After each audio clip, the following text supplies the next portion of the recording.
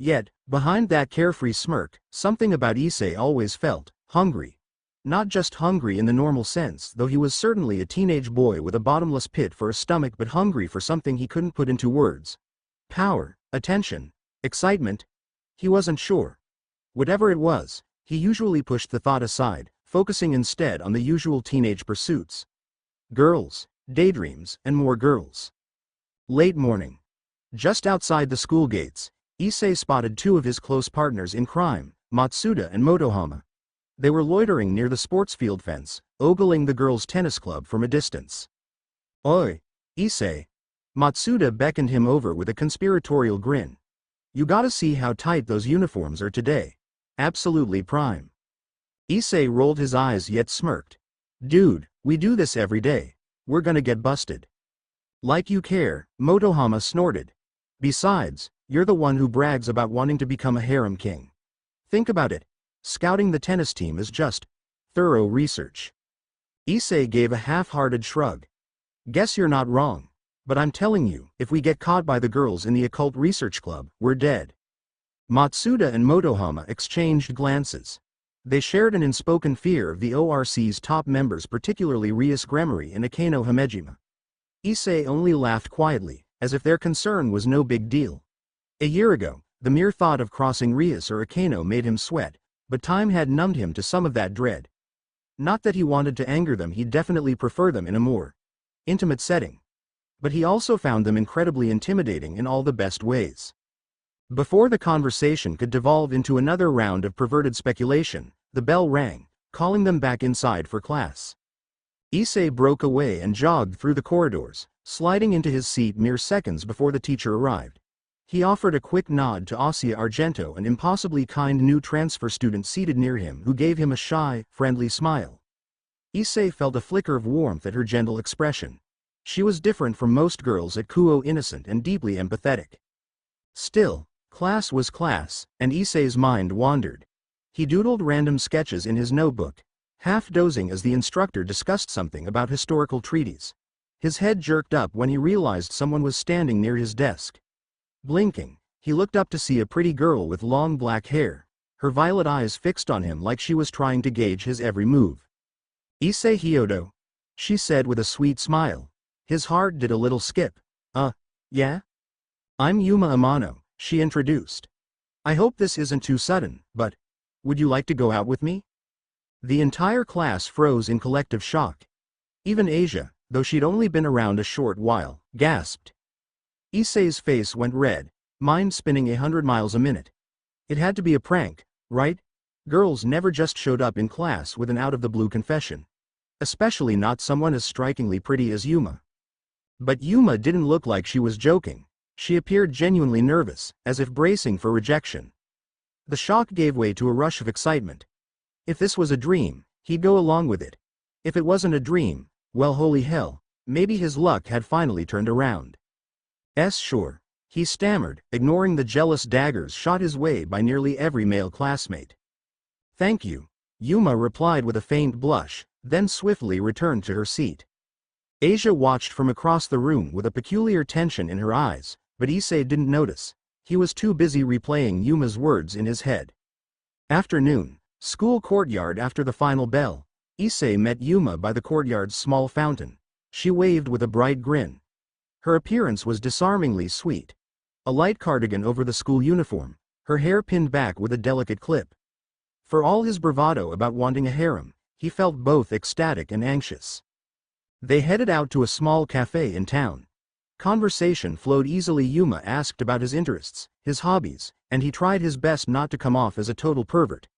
Her smile never wavered, her laughter genuine. Issei found himself relaxing, forgetting about the usual stares or the occasional muttering from passers-by who recognized him from school. In a corner booth, they chatted about trivial things. Funny school rumors, the best place to buy ice cream, Yuma's interest in scenic nature spots. She seemed fascinated by his normal life, as if no detail was too small. Issei felt a pleasant warmth in his chest. This was what he'd always imagined a normal date would feel like.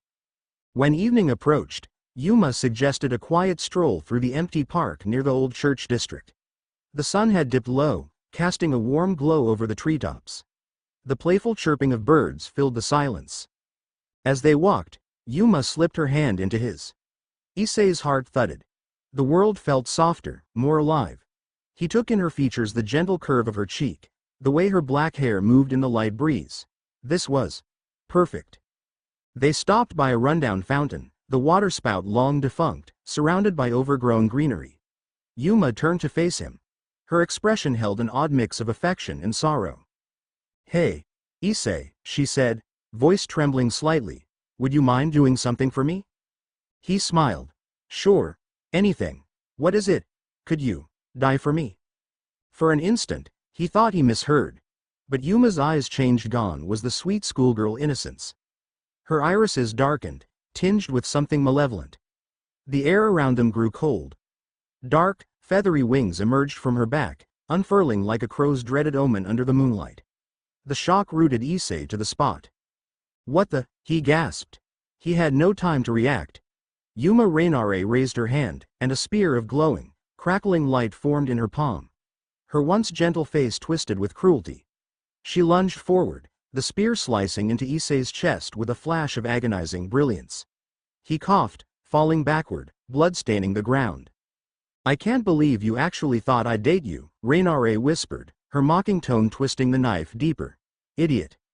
The pain seared white-hot, and everything blurred. Issei's thoughts tumbled.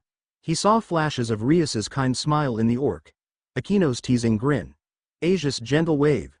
He thought of Matsuda and Motohama's stupid jokes. Then blackness crashed in, drowning him. Unknown void, he drifted in darkness. Weightless. Mind unmoored from reality. No sound, no light, no sense of time. Suddenly, a voice echoed a calm, neutral tone. "System activated. New user detected." Issei's consciousness stirred. He didn't feel pain here, just emptiness. "Do you wish to reboot?" He tried to open his mouth to speak, but only managed a silent, desperate thought. "I don't want to die." Reboot confirmed. Good luck. Issei's bedroom, late night. He jolted upright in bed, gasping for air, chest heaving. Sheets tangled around his legs. Sweat dripped down his brow. Outside, the moon cast pale light through his window. His heart hammered, bracing for the pain in his chest. But when he pressed a hand over where Rainare's spear had struck, there was nothing but smooth skin. "What the hell?" he rasped, voice hoarse from adrenaline. A beep sounded, a tiny chime, like a notification on a phone. Issei blinked as a semi-transparent screen appeared in front of him. Words glowed in blocky letters. "Welcome to the system, Issei Hyodo." He froze, trying to puzzle out how a floating hologram could just appear in midair. He rubbed his eyes. The screen was still there. Daily quest. Do 50 push-ups, 50 sit-ups, 50 squats, and a 5 kilometers run. He stared, completely confused. The memory of Rainare's betrayal and the fatal strike flashed in his mind. A wave of anger, disbelief, and a weird sense of relief crashed over him.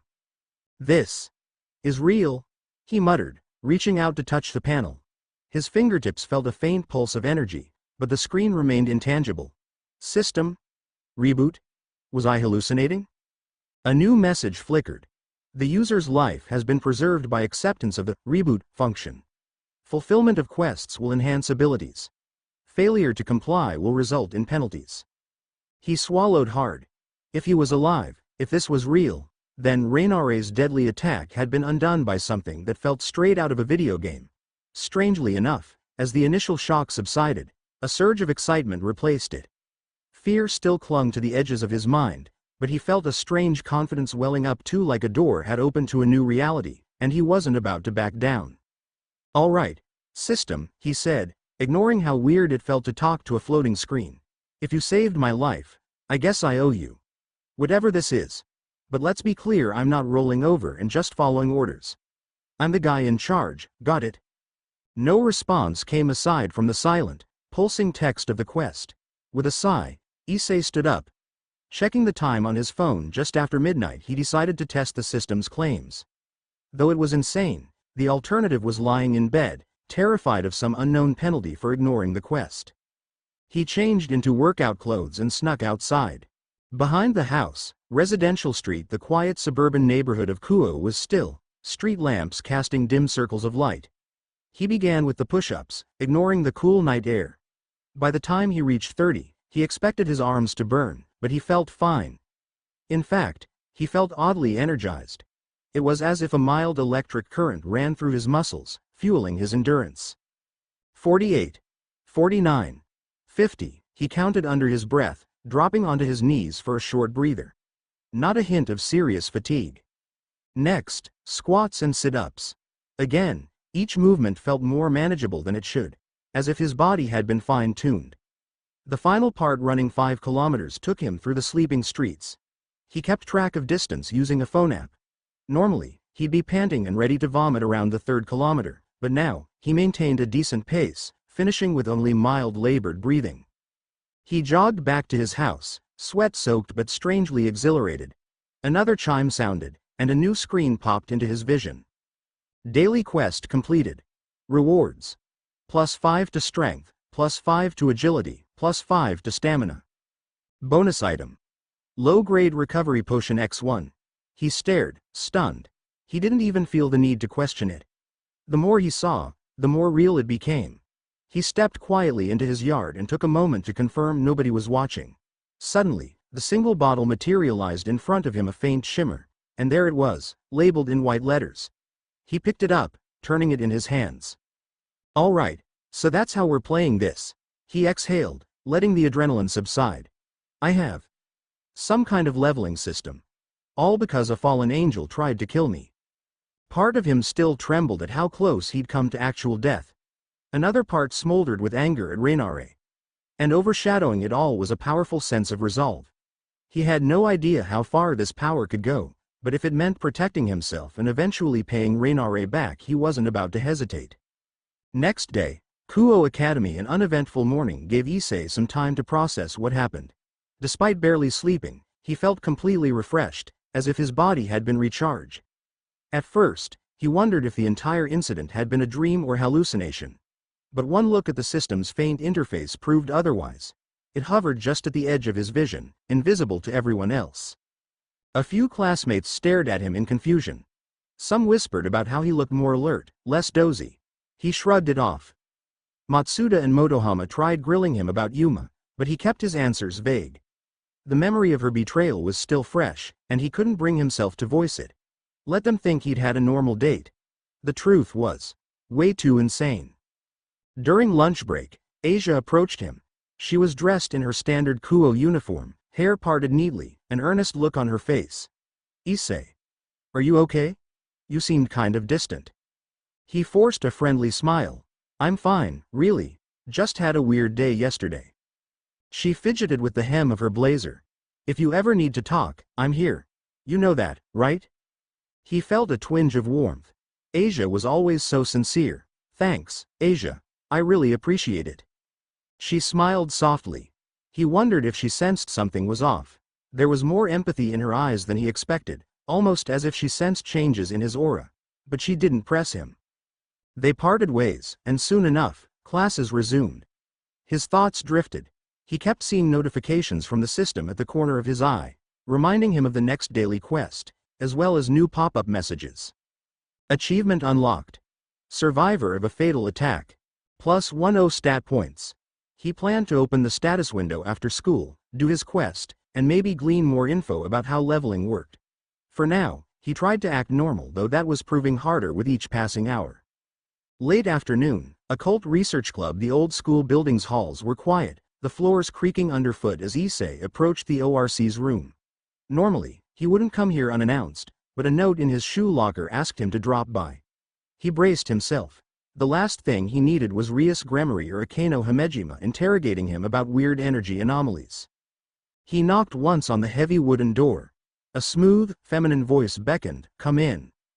Inside, the clubroom was dimly lit by antique lamps. At the desk sat Rias Gremory, her crimson hair draping over her shoulders, a look of refined elegance in every movement. Akeno Himejima stood nearby, dark hair framing a mischievous smile. Kaneko Taju sat on the couch, nibbling on a snack, while Yuto Kiba hovered at Rias's side. Issei, Rias greeted, folding her hands. Thank you for coming. He managed a nonchalant grin. Sure thing, bucko. She studied him for a moment. I noticed your absence last evening. You missed some of your usual after-school duties. Are you feeling all right? He shrugged. Just had some personal stuff to deal with. Kaniko's cat-like eyes narrowed. She seemed to sniff the air. You smell different, she said bluntly. Like something changed. Issei tried not to show any panic. Maybe I switched shampoo. Akeno giggled softly. Shampoo that changes one's spiritual signature. That sounds impressive. Rias's gaze lingered, but she offered a polite smile. Anyway, I just wanted to check in. Asia mentioned you seemed out of sorts. If you ever need help, we're here. The sincerity in her tone made his chest tighten. She looked genuinely concerned, the usual commanding air tempered by gentle compassion. Issei realized she wasn't just a school idol or a powerful devil, she was also someone who cared about her friends and peerage. He nodded. Thanks, bucko. I appreciate it. Not wanting to drag it on, he glanced around. If there's nothing else, I'll be heading. Wait, Rias interrupted. There's something else. We detected a small fluctuation of dark energy last night near the old park. We went to investigate, but there was only residual trace, like something or someone had used a significant power there. Do you know anything about that area? Issei's heart clenched. That must have been where he was killed. He forcibly kept his expression neutral. The old park? I don't think so, sorry. She eyed him carefully. He was sure she could sense a half-lie, but she didn't push further. Instead, she sighed, drumming her fingers against the desk. All right. But be careful. If you ever run into trouble, contact us immediately. He forced a playful grin, shoulders slack. Trouble? Nah, I'm good. But I'll keep your advice in mind. As he turned to leave, Akino's soft voice trailed after him. Don't be a stranger, Issei-kun. He glanced over his shoulder, meeting her gaze. There was curiosity in her eyes, and maybe a hint of teasing. He gave a small wave and stepped out. Once in the hallway, he exhaled in relief. A part of him yearned to confide in them. But something warned him that revealing the system, whatever it was, would be a massive gamble. The ORC was strong, but he wasn't ready to trust them with his new reality, not yet.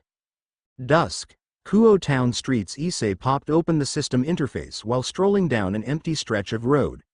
Streetlights flickered on, illuminating the evening hush. He found a discreet corner under a tree and scanned the menus. Status window name. Issei Hyodo level. 1 title. N.A. HP. Variable. MP. Variable. Strength. 15 agility. 14. Stamina. 14 intelligence. 10 wisdom. 10 luck. 12. He noticed the numbers were higher than a normal human's baseline. Probably from the daily quest bonus. A small icon blinked at the edge. Unassigned stat points. 10. He debated distributing them, eventually dumping 5 into strength and 5 into agility. The displayed numbers shifted. Strength. 20 agility. 19. He felt a mild rush spread through his limbs. Just like that, he was stronger than he was 5 seconds ago. The idea was unreal, like cheat codes come to life. He let out a short laugh, feeling a surge of confidence. If only Matsuda and Motohama could see him now. A beep. New quest. Defeat the Gate Guardian, optional. He frowned. Gate Guardian. What is that? The text updated. A low-level dimensional rift has spawned. Eliminate the Guardian inside to gain experience and items. An arrow icon hovered on the mini-map, pointing to a location a few blocks away. Issei studied the street name. It was near an abandoned construction site. Something inside him throbbed with anticipation. This was at the next step. The system was offering him a chance to test his new power in actual combat, not just push-ups. The memory of Reinare's betrayal haunted him.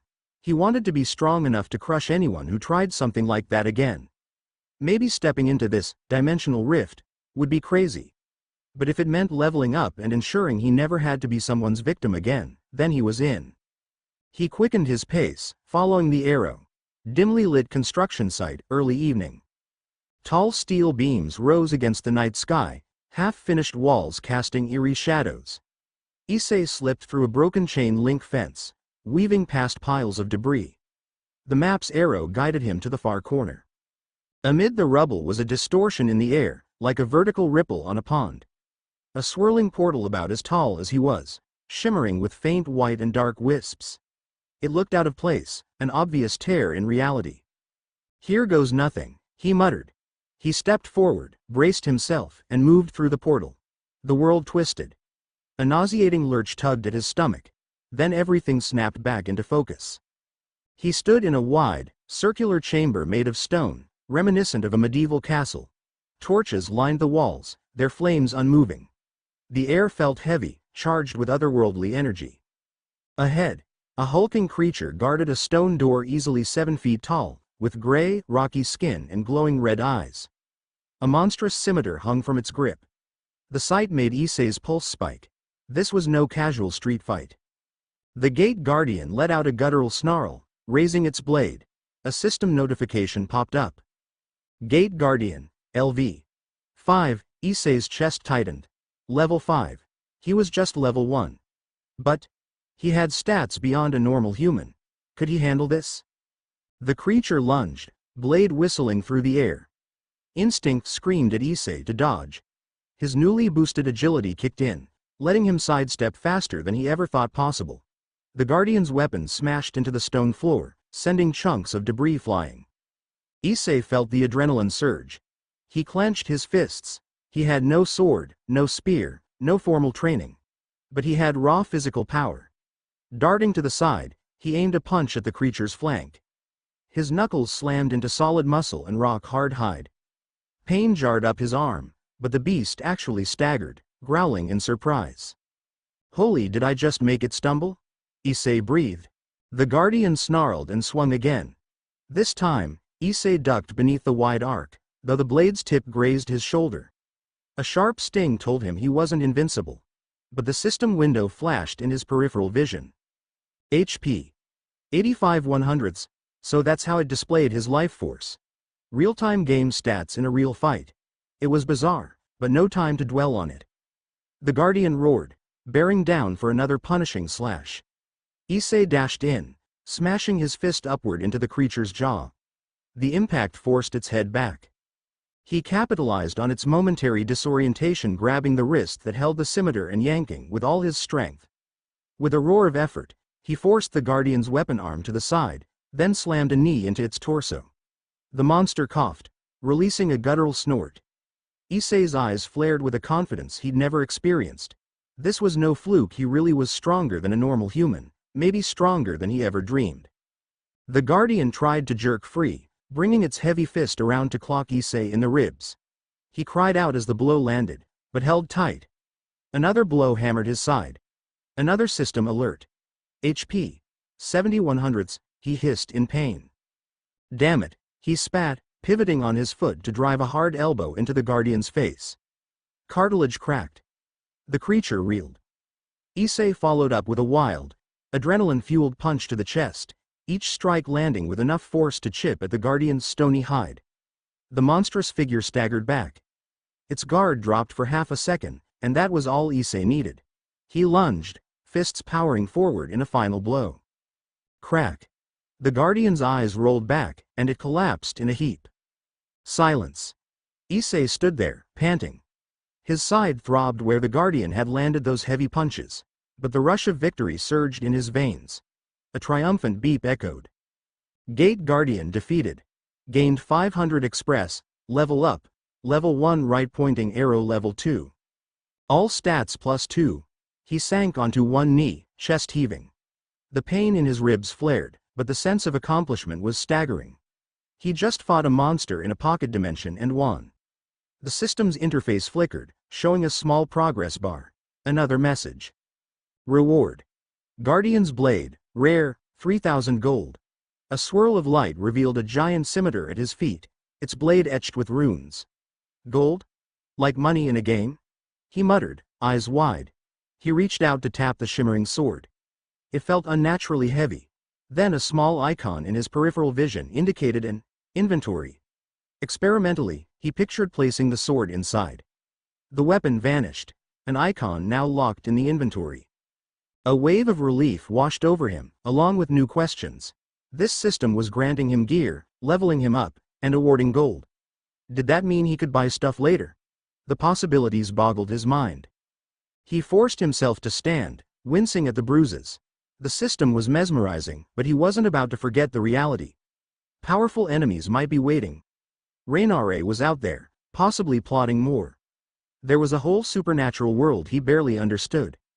If he didn't keep training, keep leveling, he'd be a sitting duck. He turned toward the stone door. It led to another chamber, but the system's quest screen read, "Gate clear. Exit now." With a mental command, the swirling portal reappeared behind him. Issei stepped through, leaving the dimension behind. The next moment, he was back at the deserted construction site. Night had fallen completely now, stars scattered across the sky. He touched his side, feeling the twinge of pain. The system's pop-up read his HP at 65/100ths. He rummaged in his pocket for that low-grade recovery potion from the daily quest. Opening it, he downed the contents. A refreshing coolness spread through his body, easing his bruises. He grinned. "This is insane," he murmured to himself, voice echoing off steel beams. "But I love it." Around midnight, Issei's room exhausted, battered, but strangely elated, Issei flopped onto his bed. His phone buzzed a message from Matsuda about some new idol photo set. He rolled his eyes, set the phone aside, and opened the system interface one last time. The level up raised him to Level 2 Strength, 22 Agility, 21 Stamina, 16 Intelligence, 10 Wisdom, 10 Luck, 12, plus some unassigned points from the level up. Not a typical way to measure one's life, but he found it oddly reassuring. He'd come out of nowhere, survived a supernatural murder attempt, and now had the means to fight back. A new awareness buzzed under his skin, fueling him with the sheer possibility of how strong he could become. Still, a coil of anger remained, aimed at the fallen angel who tried to kill him. Rainare had crushed his naive dream of romance in the most brutal way possible. He clenched his fist. Let her come after him again, he'd be ready. At the same time, guilt gnawed at him. Rias had definitely sensed something. Asia was worried. Should he tell them? Could he trust them? The pieces of his old life and this new power were clashing in his mind. But for now, he decided to keep the system a secret. Let him figure out the scope of it first. He stared at the ceiling, waiting for sleep to claim him.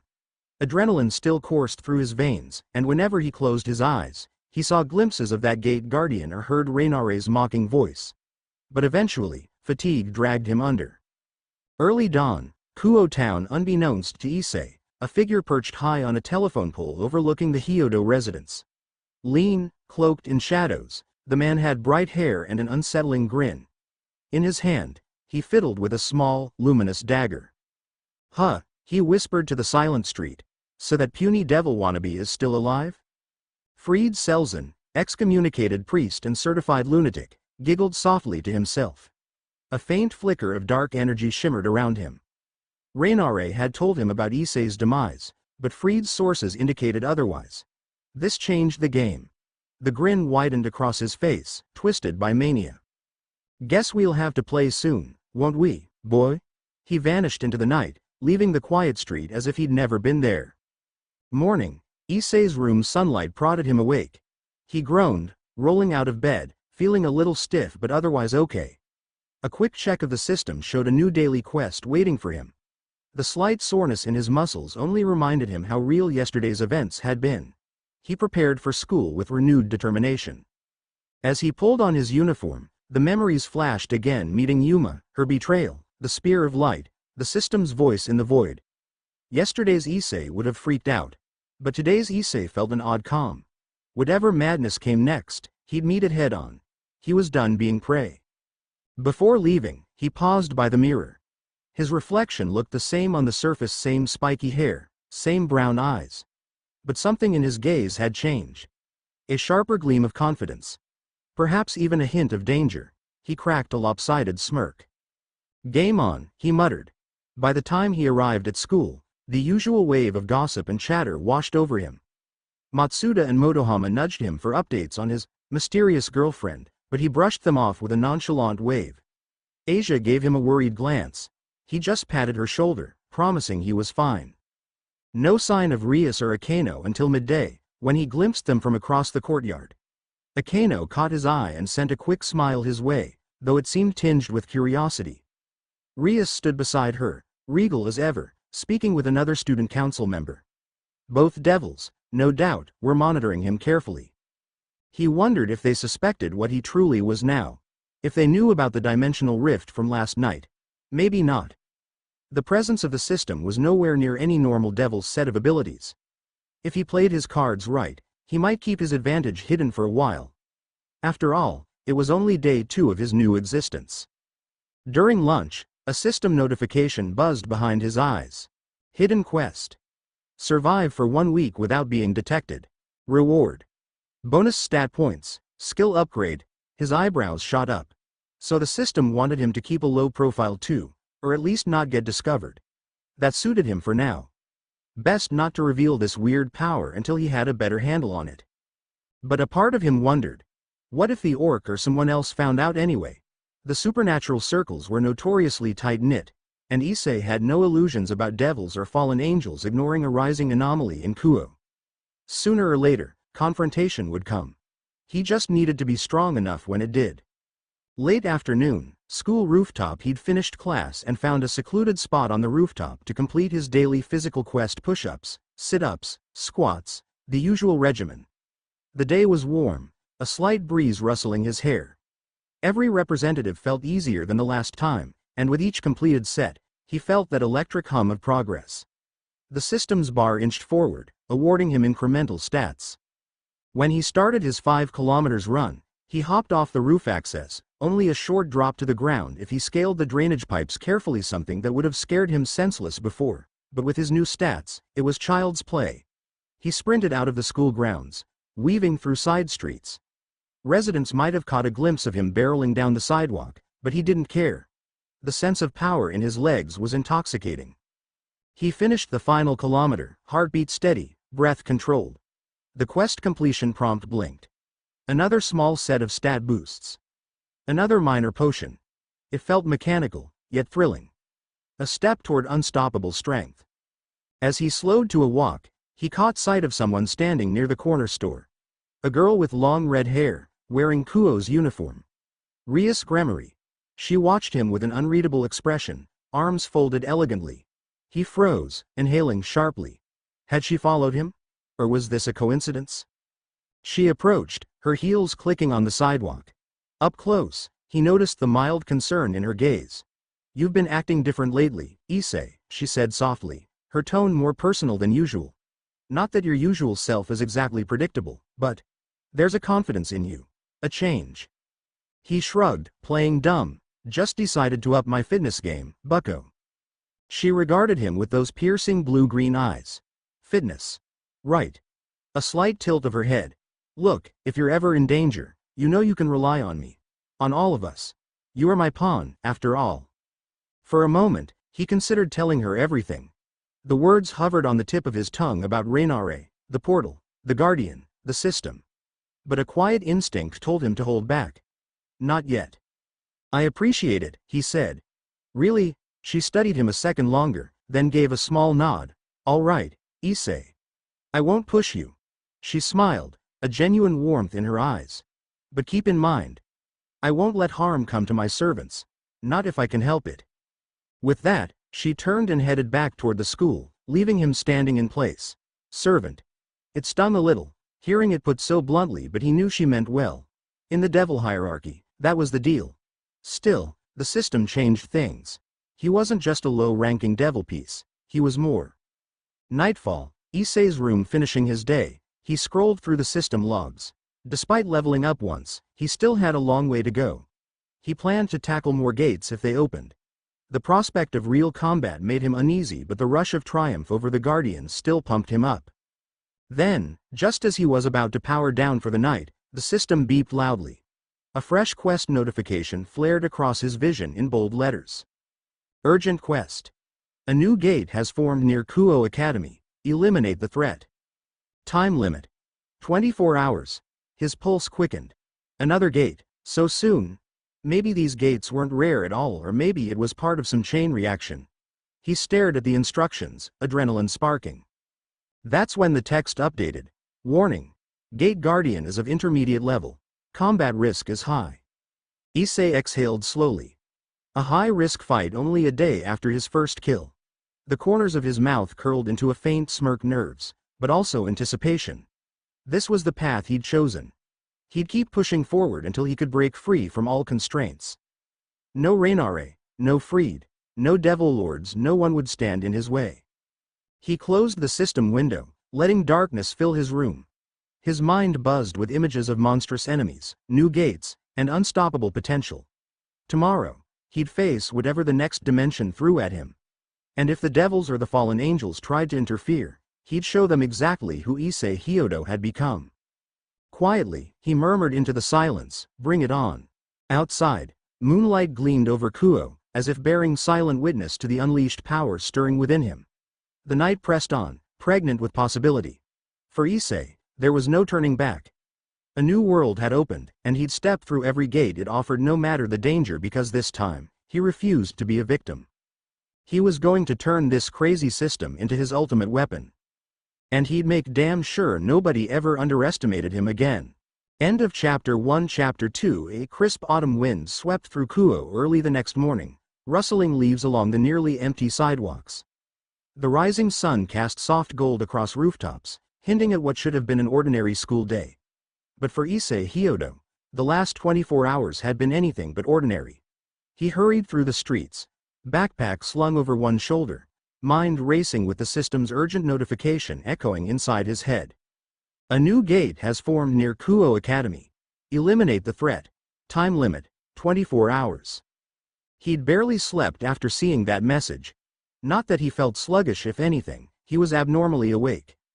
Adrenaline simmered in his veins, fueled by the memory of defeating the Gate Guardian the previous night. The rush of that victory still pulsed through him, stoking an eagerness for another battle that felt half crazy and half thrilling. But he knew better than to charge into this new gate blindly. The system's warning was clear. The new Guardian was an intermediate-level threat, which likely meant stronger than the first. Charging in unprepared could lead to an agonizing replay of that moment when Rainare's spear had skewered him. He had no intention of letting history repeat itself. He pressed on, letting the morning chill invigorate him. At times, he caught himself glancing at the corners of his vision, checking if any new pop-up notifications were waiting. The city around him looked deceptively normal: cars rolling by, students in uniforms gathering at crosswalks, shop owners opening shutters. No one had the faintest idea that interdimensional rifts teeming with monsters existed, or that a so-called system had chosen him as its host. As Kuo Academy's gates came into view, he spotted a familiar face across the courtyard. Asia Argento, cradling her school bag. Her expression brightened the moment she saw him. She waved, and he quickened his stride. "Good morning," she called, voice gentle as ever. Her eyes flicked over him in mild concern. "You look tense. Are you feeling okay?" Issei forced a crooked smile. "I'm good, promise. Maybe just didn't sleep so well. Guess I have stuff on my mind." She nodded with sympathetic understanding. "If there's anything I can do." He found himself touched by her sincerity. This was the side of Asia that always moved him ever since he'd first met her. He realized she had a knack for genuinely wanting to help. He patted her shoulder lightly. "It's fine." "Really? Hey, how about after school I treat you to, like, a milkshake or something? I figure you might like that." Her cheeks tinted pink. "That sounds nice." They walked inside together, the hallway gradually filling with chattering students. Issei felt the usual stares from a few guys who wondered why someone like Asia, a sweet, angelic girl, was so friendly with a known pervert. He ignored their looks and guided her through the throng toward their homeroom. The moment they settled at their desks, Issei's phone vibrated in his pocket. He glanced down to see a text from Matsuda. "Dude, I heard rumors about what happened with that Yuma chick. Are you for real? Some guys said she transferred out without a word. Creepy." He grimaced, quickly tucking the phone away. Yuma Rainare had shattered the thin veneer of a normal high school romance in the most brutal way possible. Her disappearance likely left a swirl of gossip. He decided not to dwell on it. Class began, droning on in a blur of lectures and note-taking. Usually, Issei struggled to stay awake, but now he could barely focus on the teacher's words anyway. He kept checking the time, planning out how he could investigate this new gate. The system's mention of a 24-hour deadline felt like an ever-looming timer. He also couldn't ignore the glimpses he caught of Rias Gremory and Akeno Himejima through the classroom windows across the courtyard. They were seated in their own third-year class, but occasionally, Rias's gaze seemed to slide in his direction. Maybe he was just being paranoid, or maybe she truly sensed something unusual. Lunch came sooner than expected. He quietly turned down Matsuda and Motohama's invitation to join them on yet another girl-watching spree. Instead, he grabbed a vending machine drink and headed for a secluded corner of the campus courtyard to think. After a few minutes, a smooth, teasing voice piped up behind him. "Issei-kun, skipping out on your fellow perverts again?" He twisted around to find Akeno approaching. Her long, dark hair brushed her waist, and her lips curved into that ever-present, mysterious smile that could mean 50 different things at once. She was carrying a small bag of lunch items, probably some neatly arranged bento. He tried to play it casual.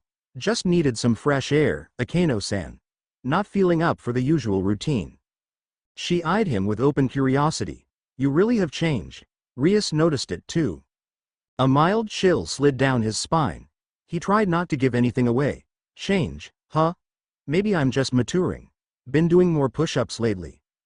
She laughed softly, stepping close enough that he could catch her faint floral scent. "We know push-ups don't usually produce that kind of change in such a short time. You're different." The way she said, "different," held a deeper undertone, like she was fishing for a confession. For a split second, he considered telling her the truth. But then the memory of the system's hidden quest survived for 1 week without being detected flashed through his thoughts. He shrugged, forcing a smile. "I guess you'll just have to keep guessing. Besides, I like to stay interesting." Akino's eyes sparkled. You're definitely interesting. But secrets can be dangerous.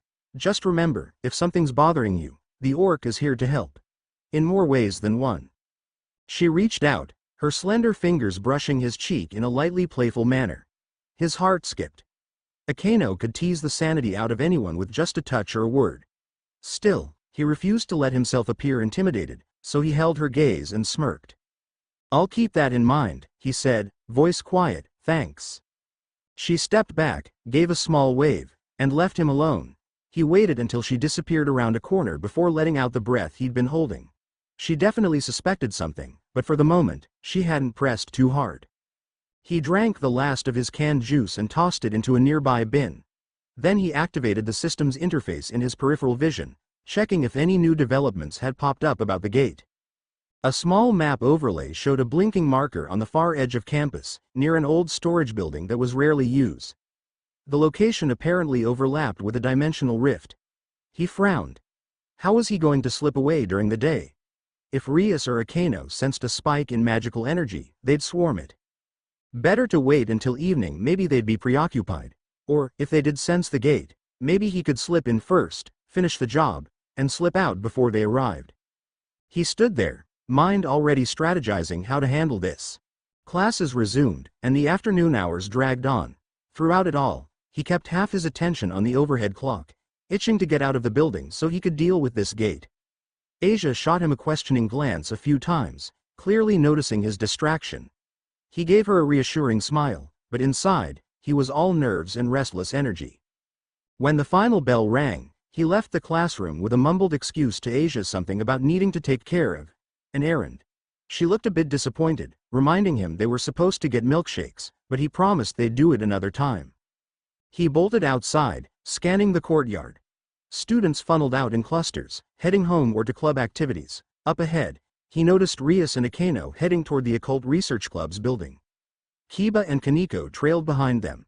The entire group seemed engrossed in conversation, meaning they hadn't noticed him slip out. Perfect.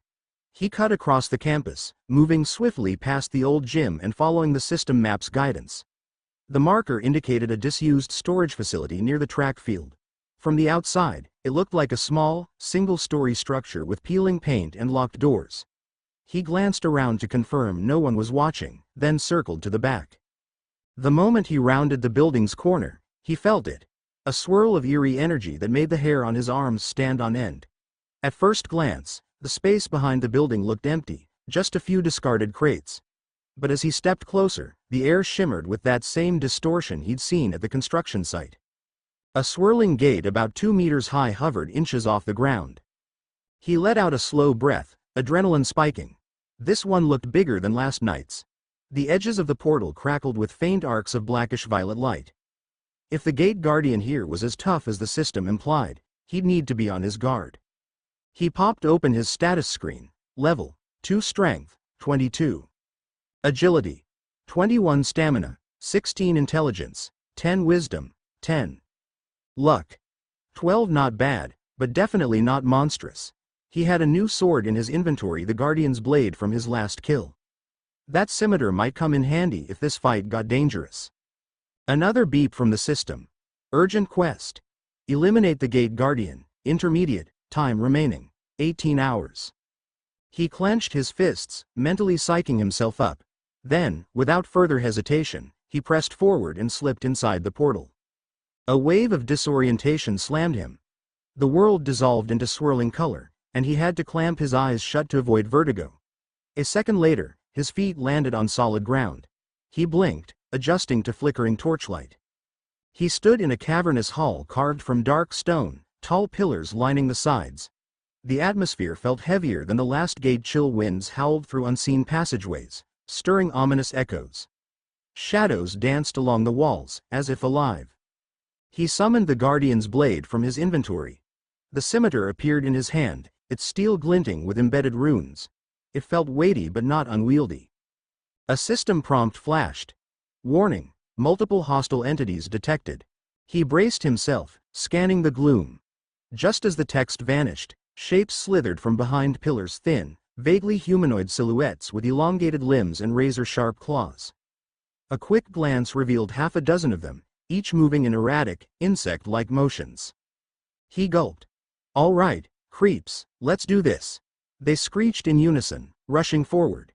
He darted sideways, letting 2 of them lunge into empty space. Another tried to flank him, but he spun, scimitar slicing in a clean arc. The creature's body parted like paper, hissing greenish fluid before collapsing into black smoke. System text. +50 XP. A grin tugged at his lips. He might be outnumbered, but he sure as hell wasn't helpless. 2 more came at him from opposite sides, claws poised. Issei ducked the first slash, then pivoted and brought the blade up through the second monster's torso. It shrieked, dissolving into more wisps of darkness. Before he could breathe, another pair leapt at him, forcing him into a frantic backstep. He slammed his blade into one, then the other. More ephemeral screams filled the air, and each kill brought an incremental boost of experience. He was breathing hard but uninjured when the last creature fell. He glanced around, waiting to see if more would appear. Everything was quiet, except for the low hiss of distant wind. A new pop-up. All lesser minions eliminated. Proceed to inner chamber to confront the gate guardian. The gate was structured similarly to last night's dimension, but bigger. He spotted a tall, ornately carved door at the far end of the corridor. No doubt the boss was on the other side. He inhaled deeply, wiped a trickle of sweat from his brow, and moved on. As he advanced, the torches lining the walls began to glow brighter, as if sensing his presence. It reminded him of a twisted video game dungeon brought to life, a labyrinth meant to test his newfound powers. When he neared the door, a tremor ran through the floor. A muffled roar rumbled from beyond the barrier. That had to be the Guardian. Issei steeled his nerves, bringing the scimitar to the ready. He pushed the door open and stepped inside. The chamber was circular, with a vaulted ceiling that disappeared into shadows overhead. At its center stood the gate guardian, a hulking creature easily twice the size of the one he fought before. Its massive frame was encased in spiked black armor, and glowing red eyes peered from within a horned helmet. A colossal warhammer rested in its gauntleted hands. A quick glimpse at the floating label read, Gate Guardian, LV, 10. Issei's pulse hammered. He was only level 2. That gap was huge. But he had a trick up his sleeve. The system's leveling bonuses and any skills he might have gained from last time. The Guardian roared, raising the warhammer. The echo reverberated off the chamber walls. Then it stomped forward, each step shaking the floor. He tightened his grip on the scimitar, no backing out now. With a burst of agility, He launched himself to the Guardian's flank, aiming a quick slash. Sparks flew as his blade bounced off the armor. He scowled clearly. This thing had serious defense. The Guardian responded with a punishing backhanded swing of its warhammer. Issei dove, rolling across the stone floor just in time to avoid being crushed. The shockwave from the impact nearly threw him off balance, but he forced himself upright. He focused. If direct hits on the armor didn't work, maybe he needed to look for weaker points, joints, neck, or areas around the helmet. He sprinted to the Guardian's right again, feinting high. As the warhammer came around, he slid low, slashing at the back of its knee joint. A jolt of satisfaction flickered as he felt the blade catch something softer. The Guardian grunted, stumbling slightly. Issei jumped away, grinning in triumph. The system overlay showed the Guardian's HP bar ticking down a small fraction. Good. But the beast refused to be slowed by that single blow. It wheeled around with surprising speed, hammer whistling through the air in a diagonal arc. Issei brought his scimitar up, but the sheer force behind that swing was monstrous. Metal cracked against metal, sending vibrations through his arms. He flew back, colliding with a pillar. His vision blurred for an instant. A system readout flared in his peripheral. HP, 7100ths. Groaning, he shook off the stars dancing in his eyes. The Guardian charged again, hammer raised for another bone-shattering blow. He rolled to the side, narrowly avoiding a second collision. Stone shards rained down as the pillar was demolished. He coughed, dust stinging his eyes. Okay. Big guy doesn't mess around. He dashed behind another pillar, trying to catch a moment's reprieve. Could he outmaneuver it? Exploit weak joints again? Each successful strike took off only a small chunk of its health. Maybe he could whittle it down with hit-and-run tactics. Drawing a deep breath, he darted out, slashed at the Guardian's rib area, and jumped back. Another fraction off the HP bar.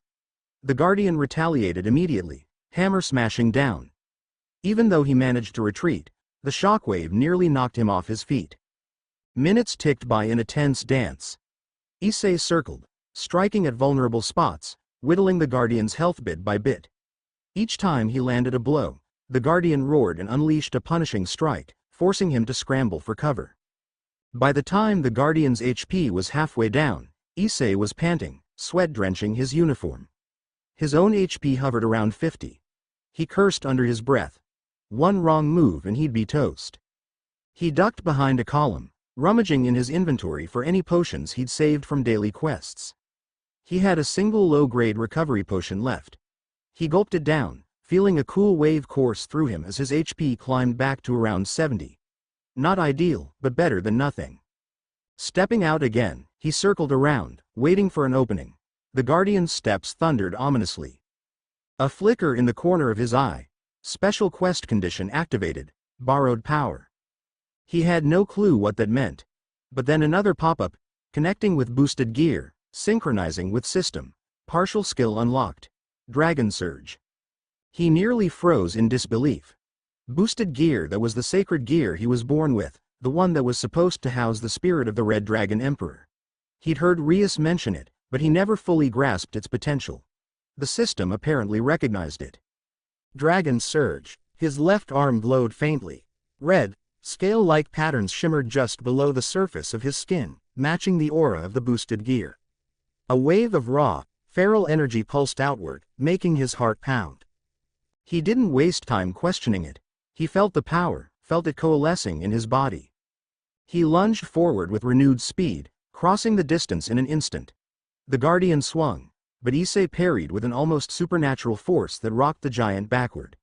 This time, when his scimitar connected with the Guardian's torso, the armor cracked audibly. The Guardian bellowed, stumbling. A grin lit Issei's face. So that's what you were hiding, boosted gear. He pressed the advantage, unleashing a barrage of swift attacks. Bolstered by Dragon Surge, his strength soared. He could see the Guardian's HP bar plummeting. The Warhammer came around again, but he blocked it, clashing head to head. Sparks exploded from the impact. Eat this. In a final flourish, he ducked low, driving his blade upward through a gap in the Guardian's chest armor. The monster froze, letting out a strangled roar. A heartbeat later, it crumbled into shards of dark energy that dissolved into the air. Panting, Issei stood victorious in the empty chamber. The system beeped wildly, showering him with notifications. Gate Guardian defeated, intermediate, plus 1500 XP. Level up. 2 right-pointing arrow 3 right-pointing arrow 4, all stats plus 5 from consecutive level ups. He exhaled in a mixture of relief and euphoria. Defeating a level 10 Guardian at his earlier level might have been impossible without the unexpected synergy with the boosted gear. But the system had apparently tapped into that sacred power, bridging the gap. As the Guardian's remains vanished, a shimmering treasure chest materialized. Inside lay a pair of black gauntlets etched with runes, along with a handful of gold coins. You have acquired Dark-Scale Gauntlets, rare, plus 5000 gold. He quickly stored everything in his inventory, heart still hammering. The synergy between the system and the boosted gear was a game-changer. If he mastered that power, he might become even stronger than he'd hoped. Another pop-up. Gate cleared. Do you wish to exit? He nodded, and a swirling portal emerged in the chamber's center. Stepping through, he tumbled back into the real world, emerging behind the old storage building. Evening was already settling, the sky tinged orange. He took a few moments to catch his breath, glancing around to ensure no one was there. The rush of victory still lit every nerve in his body. 2 gates, 2 victories, and he was only just discovering the deeper connection to his sacred gear. If that was only a partial sync. He slid the scimitar back into his inventory. Adrenaline still coursed, but a bit of reality seeped back in. He had to be careful. One slip and the orc, or worse, the fallen angels, would be all over him. He snuck away from the building, merging with the trickle of remaining students departing club activities. No one seemed to notice him. Perfect. As he made his way off campus, he felt the faint hum of his phone. Checking it, he saw a text from Asia. Issei, did you finish your errand? Are you still at school? He typed back quickly that he'd already left and apologized for bailing on their milkshake plan. She replied with a sad face but said she understood. A pang of guilt tugged at him. Asia deserved better than half-truths and constant cancellations. He'd make it up to her. He decided to crash at home for the evening, maybe do the usual daily quest if he wasn't too exhausted. But halfway down the street, a presence made him stop dead in his tracks. Something prickled at the edge of his senses. It was similar to how he felt around Rainare, an unsettling vibe that screamed, danger.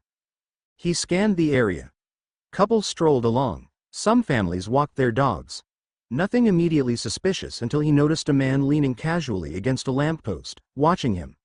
The figure had bleached blonde hair, a wild grin, and a thin, luminous dagger dangling from his fingers. Fried Selzen. Issei's blood froze. He recognized Fried's face from the glimpses he'd gotten in the aftermath of the Rainare debacle, a psychotic exorcist who sided with the fallen angels. Fried's grin widened when their eyes locked. He there, devil boy, Fried said with a sing-song lilt. Took me a while to confirm your existence. Rainare swore she killed you. But guess you're harder to get rid of than bedbugs. Issei's fists clenched.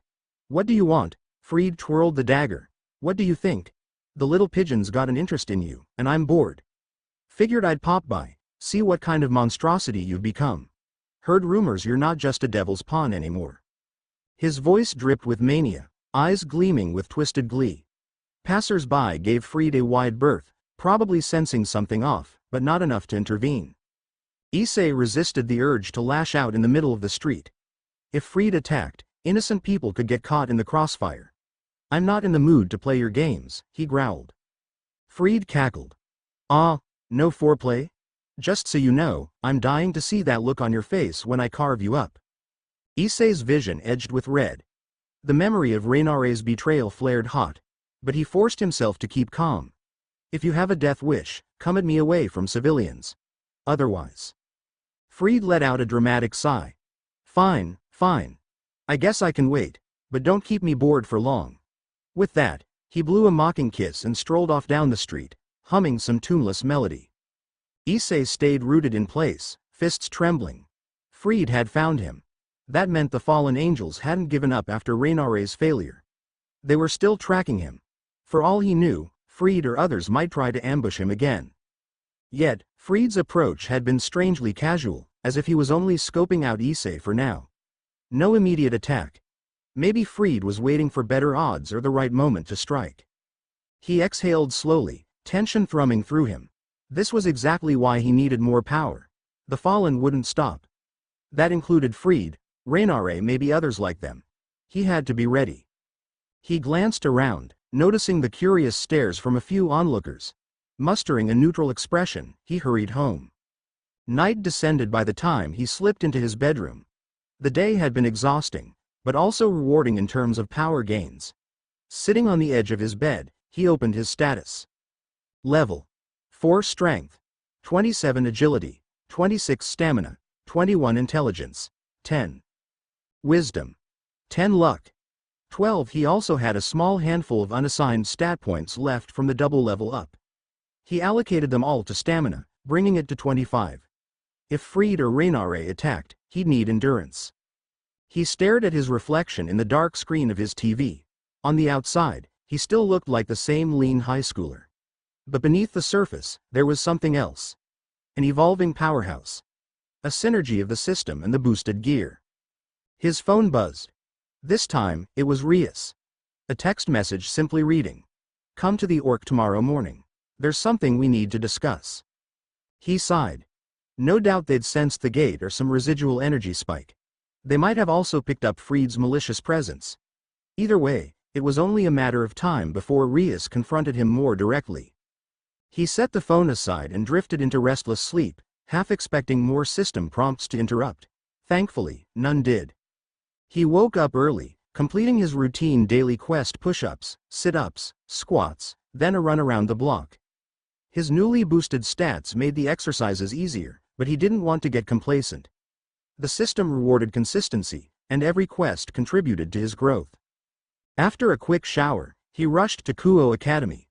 The morning hustle was in full swing. He avoided Matsuda and Motohama, who were bickering about some idol video. Instead, he headed straight for the old school building. He found the ORC's door slightly ajar. Stepping in, he saw Rias seated behind her desk, Akano at her side, and Asia perched anxiously on one of the couches. Kaneko stood by the window, munching on what looked like a chocolate snack, while Kiba leaned against the wall with crossed arms. All eyes shifted to Issei the moment he entered. Rias's expression was unreadable. "Close the door, please." He did, feeling a slight twist in his gut. The atmosphere in the room was thick with tension. She spoke in a measured tone. "We detected another surge of energy here on campus last night. A dimensional rift, of sorts. By the time we arrived, it disappeared. We suspect it was a gate of some kind." He played dumb. A gate? Like something spawning devils or stray creatures? Rias studied him, her crimson hair catching the morning light. "We're not entirely sure. But the traces were stronger than usual. Almost as if something or someone fought inside it." She paused. "Issei, do you know anything about it?" Kaneko's eyes pinned him like a hawk. Akano tilted her head, curious as ever. Asia looked worried, biting her lip. Kiba remained stoic. Issei forced a casual shrug. "Sorry, bucko. I didn't see anything suspicious." Kaneko frowned. "You smell like you were in a fight." He resisted a curse. The girl's sense of smell was famously sharp, especially for supernatural auras. "Well, I do train, you know. Could just be sweat or something." Kaneko didn't look satisfied. Rias sighed, leaning back in her chair. "Issei, we're trying to help you. We have reason to believe Fried Selzen was also lurking around campus last night. He's extremely dangerous. If you cross paths with him, it won't end well." He stiffened, images of Fried's maniac grin flashing through his mind. "I can handle myself," he said, perhaps more sharply than intended. Akino's gaze flicked between him and Rias. "We're not questioning your bravery. But Fried is on another level compared to the average stray. Raynare and her group are still out there, too. If they converge on you, it could be deadly." He forced a laugh, though bitterness tinged it. "So your plan is to keep me locked up or something? I'd rather fight back." Rias exhaled, her patience clearly tested. "I don't want to lock you up. I just want to make sure you're not jumping into something that could get you killed. Again." The mention of "again" brought a stab of memory, his near death at Raynare's hands. He despised feeling weak, reliant on others to save him. Now that the system was at his disposal, He wasn't about to let them treat him like fragile glass. He softened his tone a bit. I get it.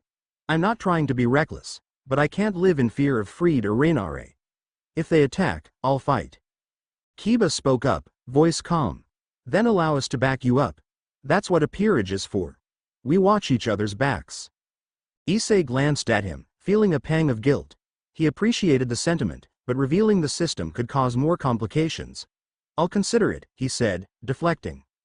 The tension lingered. Rias finally nodded. Very well. Just know that if we catch wind of Fried or any fallen presence, we'll act immediately. I expect you to do the same to contact us. He managed a small nod. Understood. A tense silence settled, broken only when Asia quietly stood and approached him. Issei, are you sure you're all right? She whispered, her big eyes shimmering with worry. He mustered a reassuring grin, placing a hand on her shoulder. I'm good, don't worry so much. She bit her lip but nodded. Rias dismissed him with a gentle wave, and he left the clubroom, feeling their eyes follow him out. Afternoon arrived, and classes blurred by. He felt edgy, half expecting Fried to show up again. Every so often, he discreetly opened the system interface to see if any new gates or urgent quests had appeared. Nothing. It was oddly calm. When the final bell rang, Asia caught up to him in the corridor. Issei, do you have time now for that milkshake? I know you were busy yesterday. He hesitated, then decided he could use a break. Sure, let's do it. She beamed, relief washing over her features. They walked together to a small cafe near campus. It was a cheerful place with pastel decor, specializing in sweet treats, milkshakes, sundaes, and pastries. Asia marveled at the menu, trying to choose between strawberry and vanilla. He ordered a chocolate shake, and they found a small table by the window. The place was only half full, so they had some privacy. For a while, they chatted about harmless topics. Asia's classes, some funny mishaps involving Kaniko's constant munchies, and the upcoming student council event. But eventually, Asia's expression grew more serious. Issei, I worry about you. The others do too. You've been so distant. He felt a slight pang of guilt. I'm not trying to shut anyone out, just got some stuff on my mind. She stirred her shake with the straw. I remember how you were after what happened with Rainare. You seemed hurt, but also determined. Now, it's like something big changed in you. I can sense it. His heart pounded. Asia's sensitivity to auras stemmed from her healing powers. She might not be the best at combat, but she was perceptive in her own way. He reached across the table, taking her hand gently. Asia, thanks for worrying. But trust me when I say I'm handling it. If anything crazy happens, I'll let you know, I promise. She flushed at the contact, her cheeks rosy. Oh okay. Just, don't face it alone, please. He squeezed her hand, then let go. I won't if I can help it. They spent a few more minutes making light conversation. He teased her about accidentally splashing whipped cream on her nose, and she giggled, wiping it away. For a few brief moments, he allowed himself to relax, enjoying the simple pleasure of sharing a sweet treat with a genuinely kind girl. But in the back of his mind, Fried's mocking grin and the memory of Rainare's spear lurked. He knew this peace was temporary at best. They parted ways after finishing their shakes, and Issei wandered aimlessly through town, heading home by a longer route. He felt the need to keep moving, as if restlessness gnawed at him. Twilight fell, painting the sky in purples and pinks. He kicked a small pebble along the sidewalk, lost in thought. How many more gates would appear? How strong could he get with the boosted gear synergy? And how long before Fried, Rainare, or even devils like Riser Phoenix got wind of his growing power?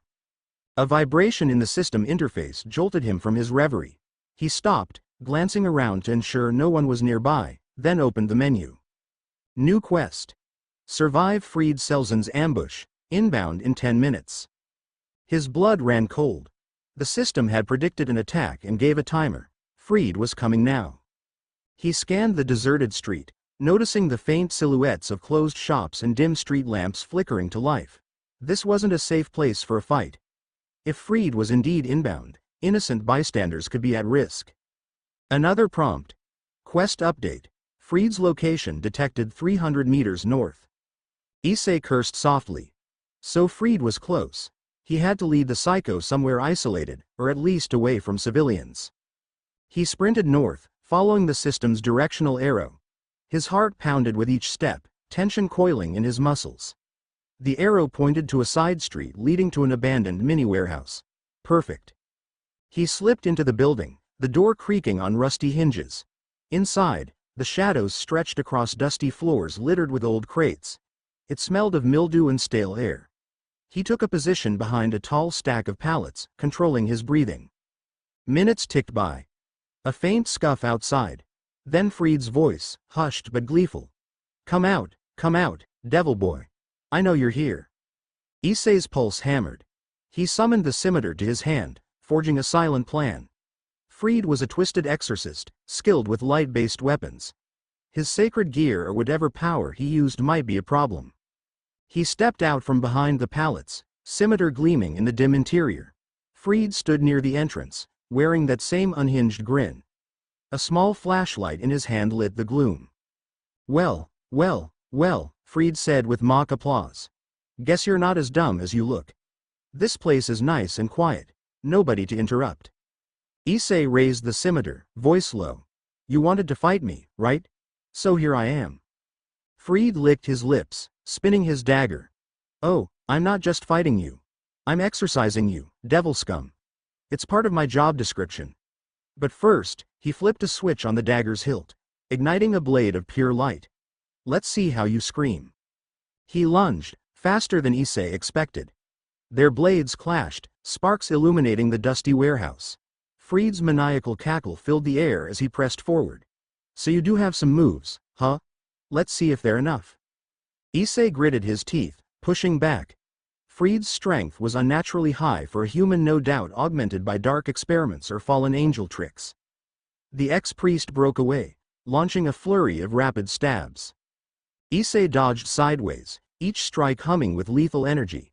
He aimed a counter-slash at Freed's torso, but Freed twisted his body gracefully, stepping just out of reach. Freed's grin widened. "Come on, devil boy, show me something fun."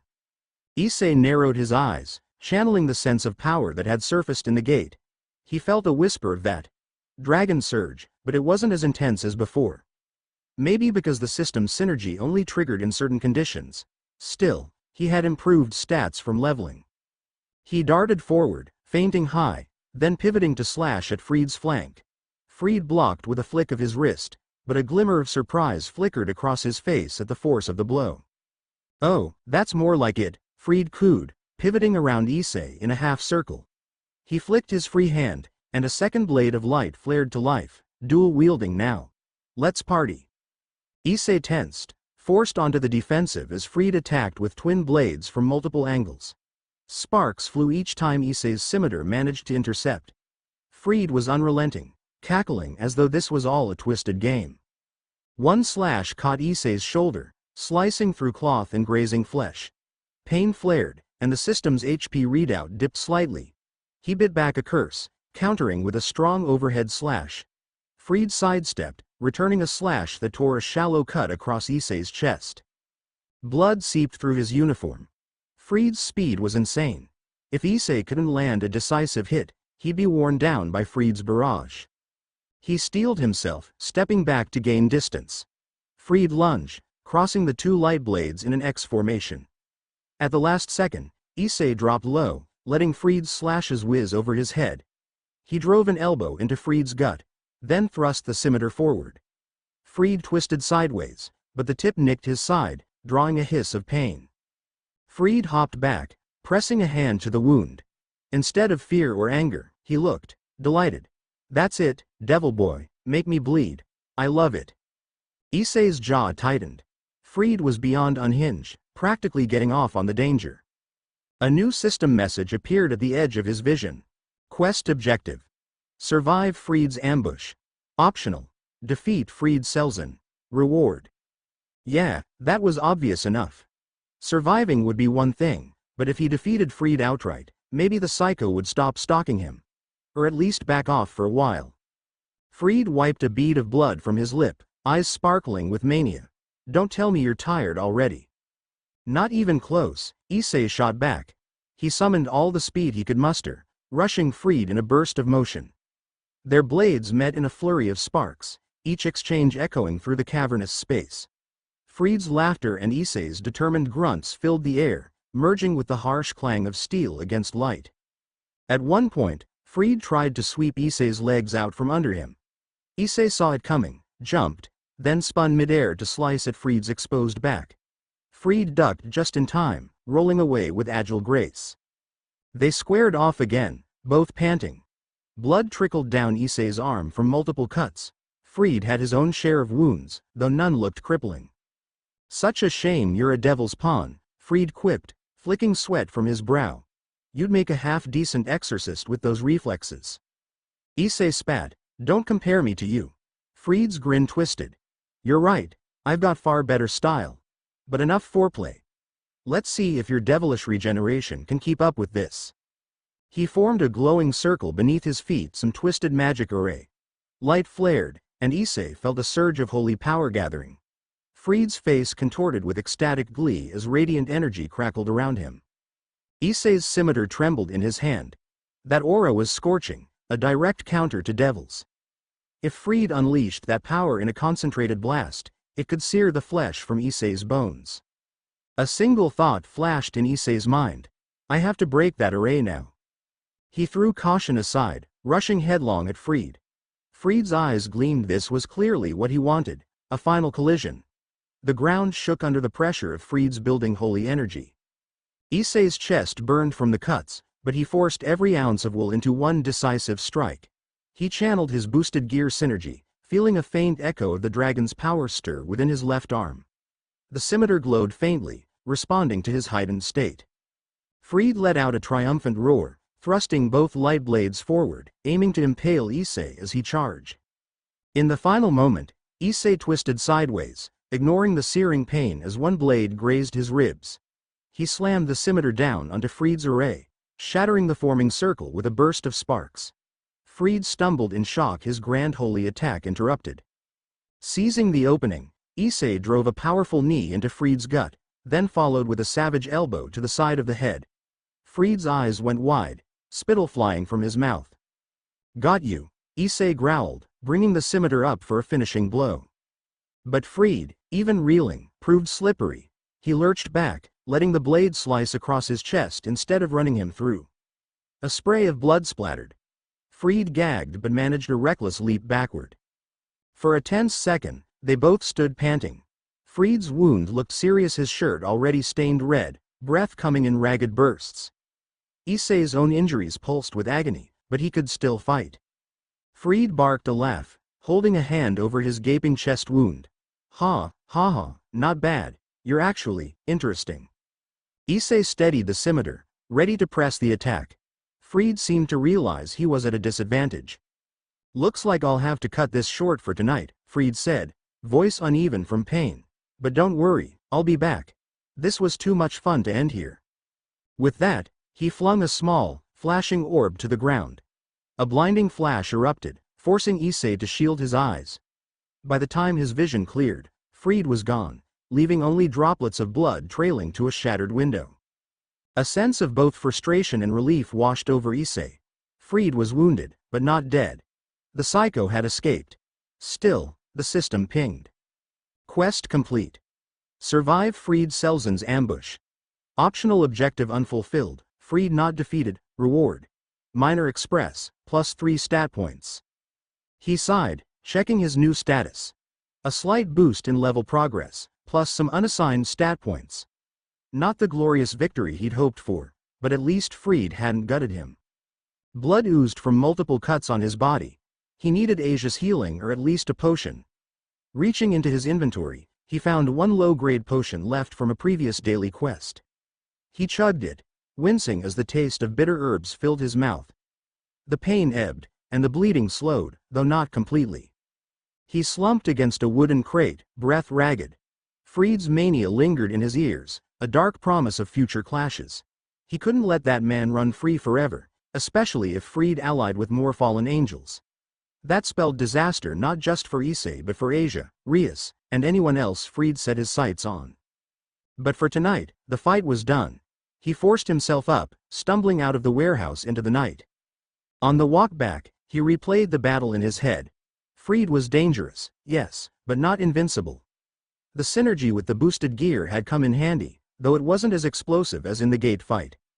Maybe the system needed specific triggers or high-stress conditions to unlock more of that power. By the time he reached his house, it was well past dinner time. He snuck in quietly, thankful his parents were out of town for a short trip. Slipping into the bathroom, he inspected the cuts that the potion hadn't fully healed. They looked superficial now, the bleeding stopped. He'd probably be fine by morning.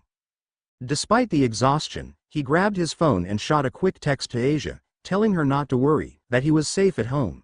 She replied almost instantly with relief. Though her words hinted she sensed something had happened, he gave only vague reassurances. Then he dropped onto his bed, feeling the day's battles weigh on his eyelids. A new level of tension coiled in his gut. Freed was out there, the fallen angels were moving, and the orc was suspicious. Not to mention the continuous appearance of gates. But as fatigue dragged him under, he repeated a silent mantra. Get stronger. Defend the people he cared about. Crush anyone who threatened them. He let out a tired exhale.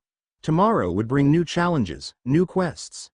The system was changing him, making him something beyond a simple devil pawn. He had no idea where that path would lead, but he knew one thing for sure. He wasn't turning back. Somewhere, in the tangled realm of half-sleep, the echo of a dragon's roar filled his mind, and for the first time, he felt like it was welcoming him rather than warning him away. He embraced the darkness, determined to face whatever the next day held and to push the boundaries of his power even further. He drifted into dreams laced with flickering crimson light, the faint shape of scaled wings, and the whisper of immeasurable strength. Outside his window, the moon shone silently, keeping watch over Kuo. Threats loomed, alliances wavered, but Issei Hyodo would not be deterred. Because now, more than ever, he believed the system had chosen him for a reason, and he would make that reason count. That night, unknown to him, Rias Gremory convened a private meeting with her peerage to discuss the swirling energies and Freed Selzen's presence. Meanwhile, Freed, nursing his wounds, laughed deliriously in a hidden hideout, anticipating their next dance. And above it all, the unseen watchers from the fallen faction set new plans in motion, their eyes fixed on the anomaly that Issei had become.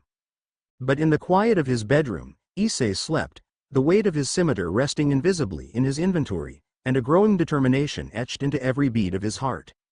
No matter what came next, he'd face it head on and he wouldn't fight alone forever. Chapter 3. Morning light broke through a layer of pale clouds over Kuo town, painting the streets in muted gold. Issei Hyodo leaned against the school's main gate, waiting for the start of another day. Despite his calm stance, a tension coiled inside him. Residual aches from Freed's ambush still throbbed under his uniform. He could fight, but it had been a close call. The system had rewarded his survival with more stats, but Freed had proven just how lethal the supernatural underworld could be. He glanced at his phone. Still early. A few students trickled in through the gate, casting him curious looks. Rumors about his girlfriend vanishing and odd nighttime sightings were making the rounds, but none of that mattered right now. He was more concerned about the next move of Freed Selzen or the fallen angels. As if drawn by the swirl of his thoughts, Ossia Argento appeared at the school's entrance, her bright eyes scanning the morning crowd until she spotted him. She offered a tentative wave. He straightened, returning a warm smile that felt genuine. If there was one person whose presence could soothe him, it was Asia.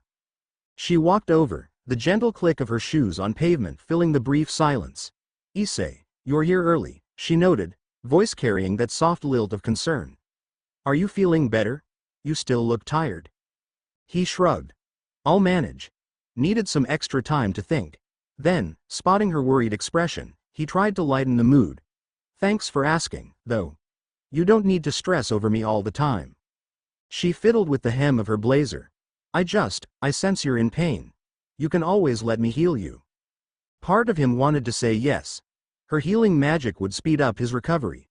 But he hesitated. He wanted to hide the worst of his injuries, so no one got suspicious about how he got them. I'm fine, Asia, he said more gently. We'll save that for when it's really necessary. She looked unconvinced but nodded anyway. All right, but if you change your mind, I'll help. He ruffled her hair lightly. Got it. They made their way inside, weaving through cliques of students gathering in the hallway.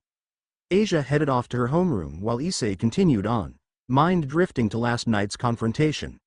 Freed had retreated, promising another round. The question was, when? He also remembered Rias's words in the Occult Research Club.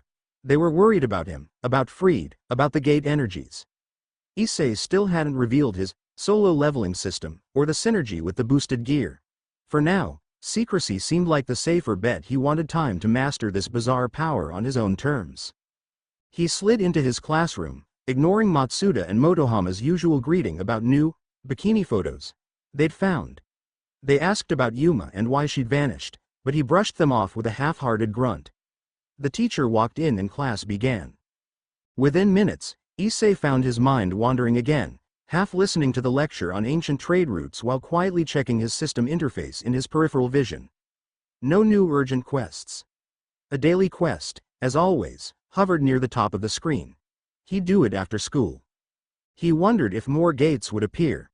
The last two had popped up in rapid succession, each one stronger than the last. Would the next be a brand new threat, or something bigger that tied all these anomalies together? His eyes shifted to the side, catching a glimpse of the window. Across the courtyard, he could see the third-year building. Rias was probably in class, maybe looking at the same sky. He was wondering about Freed, about him. A swirl of guilt and determination mingled in his gut. He didn't want Rias and her peerage running into Freed unprepared. Freed was deranged enough to kill anyone who got in his way.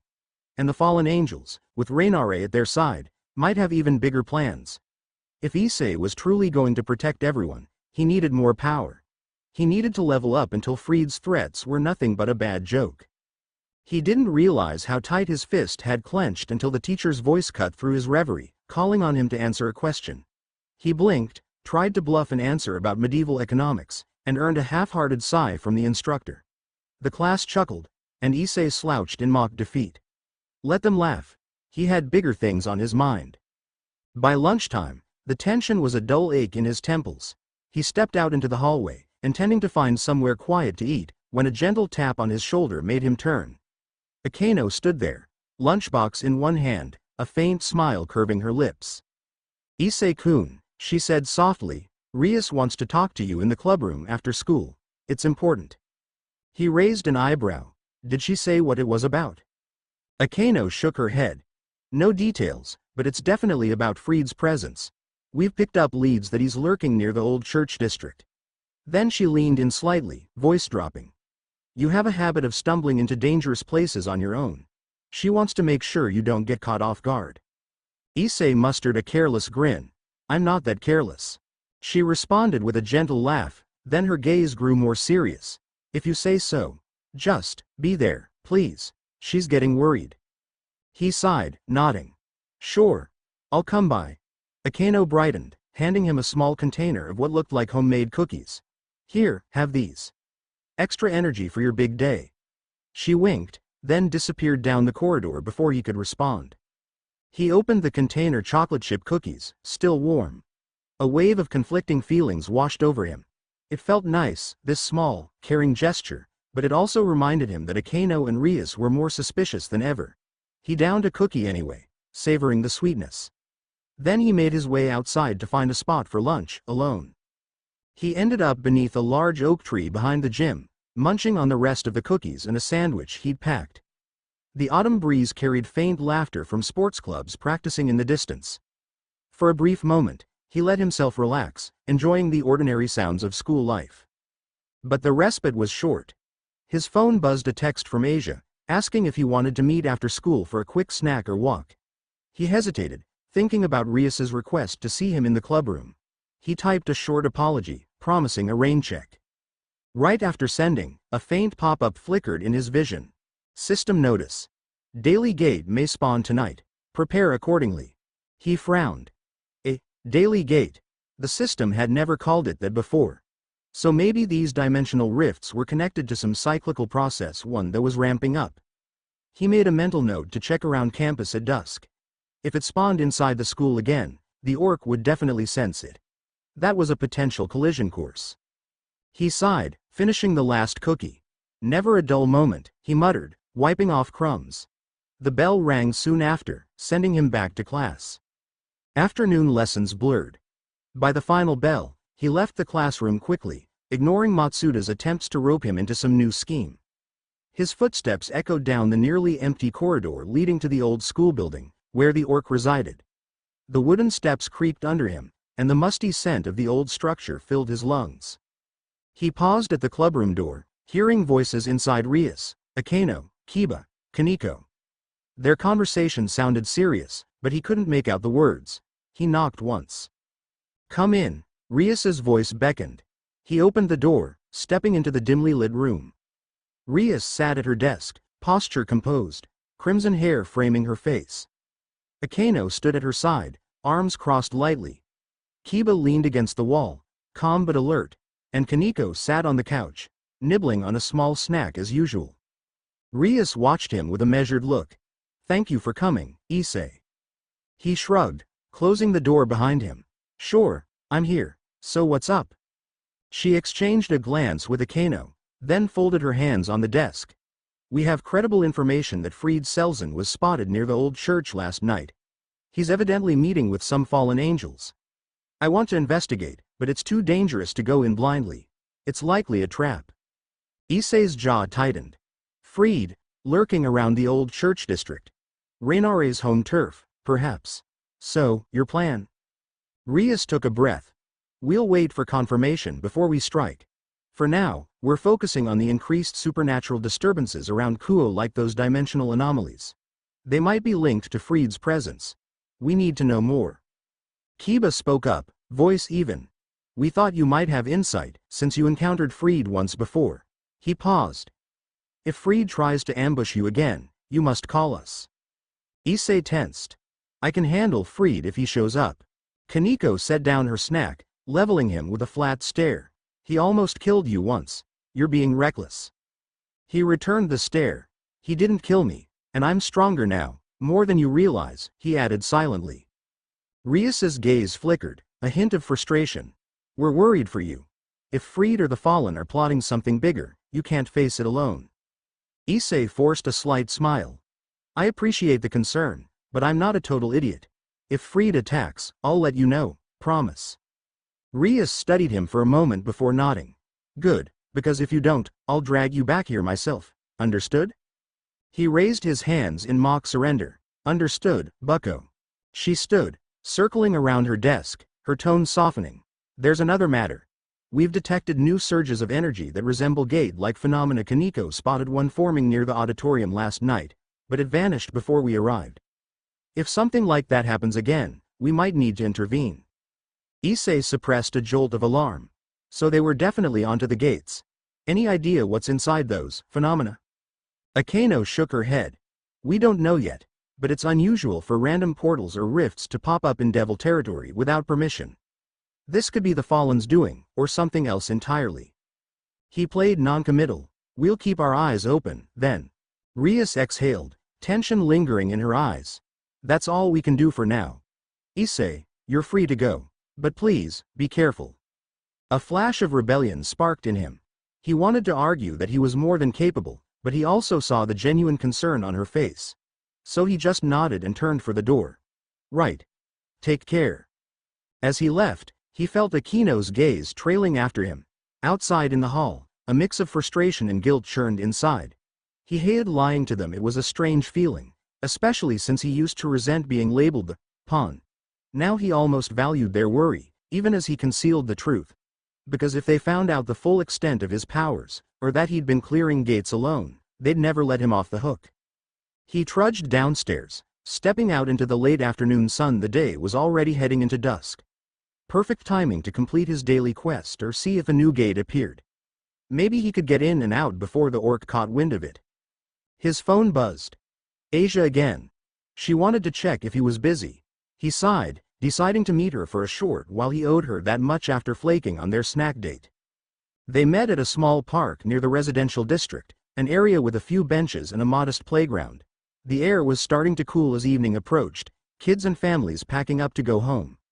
Asia sat on a bench, wearing a light cardigan over her uniform, looking thoughtful. "Issei," she greeted, that gentle smile lighting her face. "Thank you for meeting me." He dropped onto the bench beside her. "No problem. Sorry about earlier.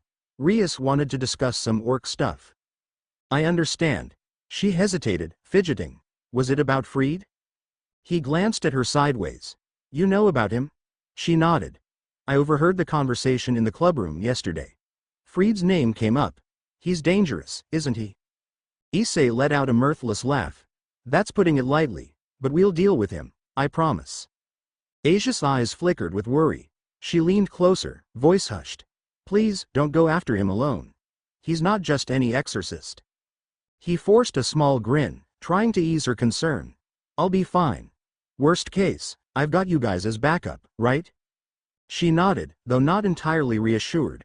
After a moment, she reached for his hand. He let her take it, feeling a burst of warmth at her gentle touch. She squeezed softly. I'm here for you, Issei, she murmured. No matter what. His heart twisted. This level of care, unconditional and pure, was something he never expected in his life, especially from someone he'd only known a short time. Slowly, he freed his hand and ruffled her hair, making her giggle. Thanks, Asia. They chatted a bit about mundane things, the color of the sunset, the upcoming school festival. For a few minutes, the tension of Freed in the system receded. But eventually, the sky darkened, and Asia shivered in the cooling air. He stood. I'll walk you home. She agreed without protest. The stroll was calm and pleasant, autumn leaves crunching underfoot. At her doorstep, she turned, looking slightly flustered. Issei, take care tonight. Same to you. Then, surprising him, Asia leaned in and pressed a soft kiss to his cheek. She pulled back just as quickly, face red. Sorry, I wanted to say thank you for everything. He felt heat rush to his own cheeks, but he managed a roguish grin. No need to apologize. I'm, always up for that. Despite his usual teasing, he meant it. Asia's innocent affection tugged at something deep in his chest. She smiled bashfully, then slipped inside her house. Issei stood there for a moment, hand on his cheek, replaying that little kiss in his mind. Then he shook himself out of it. Time to get moving. The system had hinted at a gate tonight, and he had no intention of missing it. Night enveloped Kuo in a gentle hush. Street lamps glowed, and most students were home. Issei jogged back toward the school, ignoring the odd looks from occasional passers-by. Once inside the campus perimeter, he slid into the shadows, checking the corners of his vision for that gate notification. Sure enough, the system chimed. New gate has formed in the East Wing basement. Threat level, moderate. He'd never been to the East Wing basement. It was mostly used for storage, off-limits to regular students.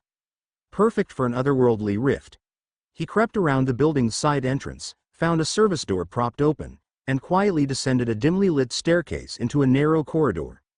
Dust and cobwebs clung to the ceiling. Then he felt an uncanny ripple of energy. Rounding a corner, he spotted the swirling portal, about the size of a large door, flickering with pale blue light. A quick glance around confirmed no watchers. Adrenaline spiked. If the orc sensed it, they might arrive soon. He had to clear the gate fast. With a final breath, he stepped through the portal. Stepping inside felt like plunging underwater. His ears popped, and space distorted. When his vision cleared, he stood in a massive, dim chamber carved from volcanic rock, the walls pulsing with veins of molten lava. A dry heat blasted him, and the air smelled of sulfur. Flames danced along the edges of the wide hall, illuminating clusters of small, twisted creatures scuttling across the floor. Each had leathery wings and lizard-like faces. They hissed as they spotted him. He summoned the Guardian's blade, a scimitar he'd claimed from a previous gate. He braced himself. All right, let's do this quick. The small creatures attacked in a chittering wave. Issei dashed forward, slicing through the first few with practiced ease. They burst into black smoke, leaving behind faintly glowing embers. More swarmed, claws scraping at his arms and legs.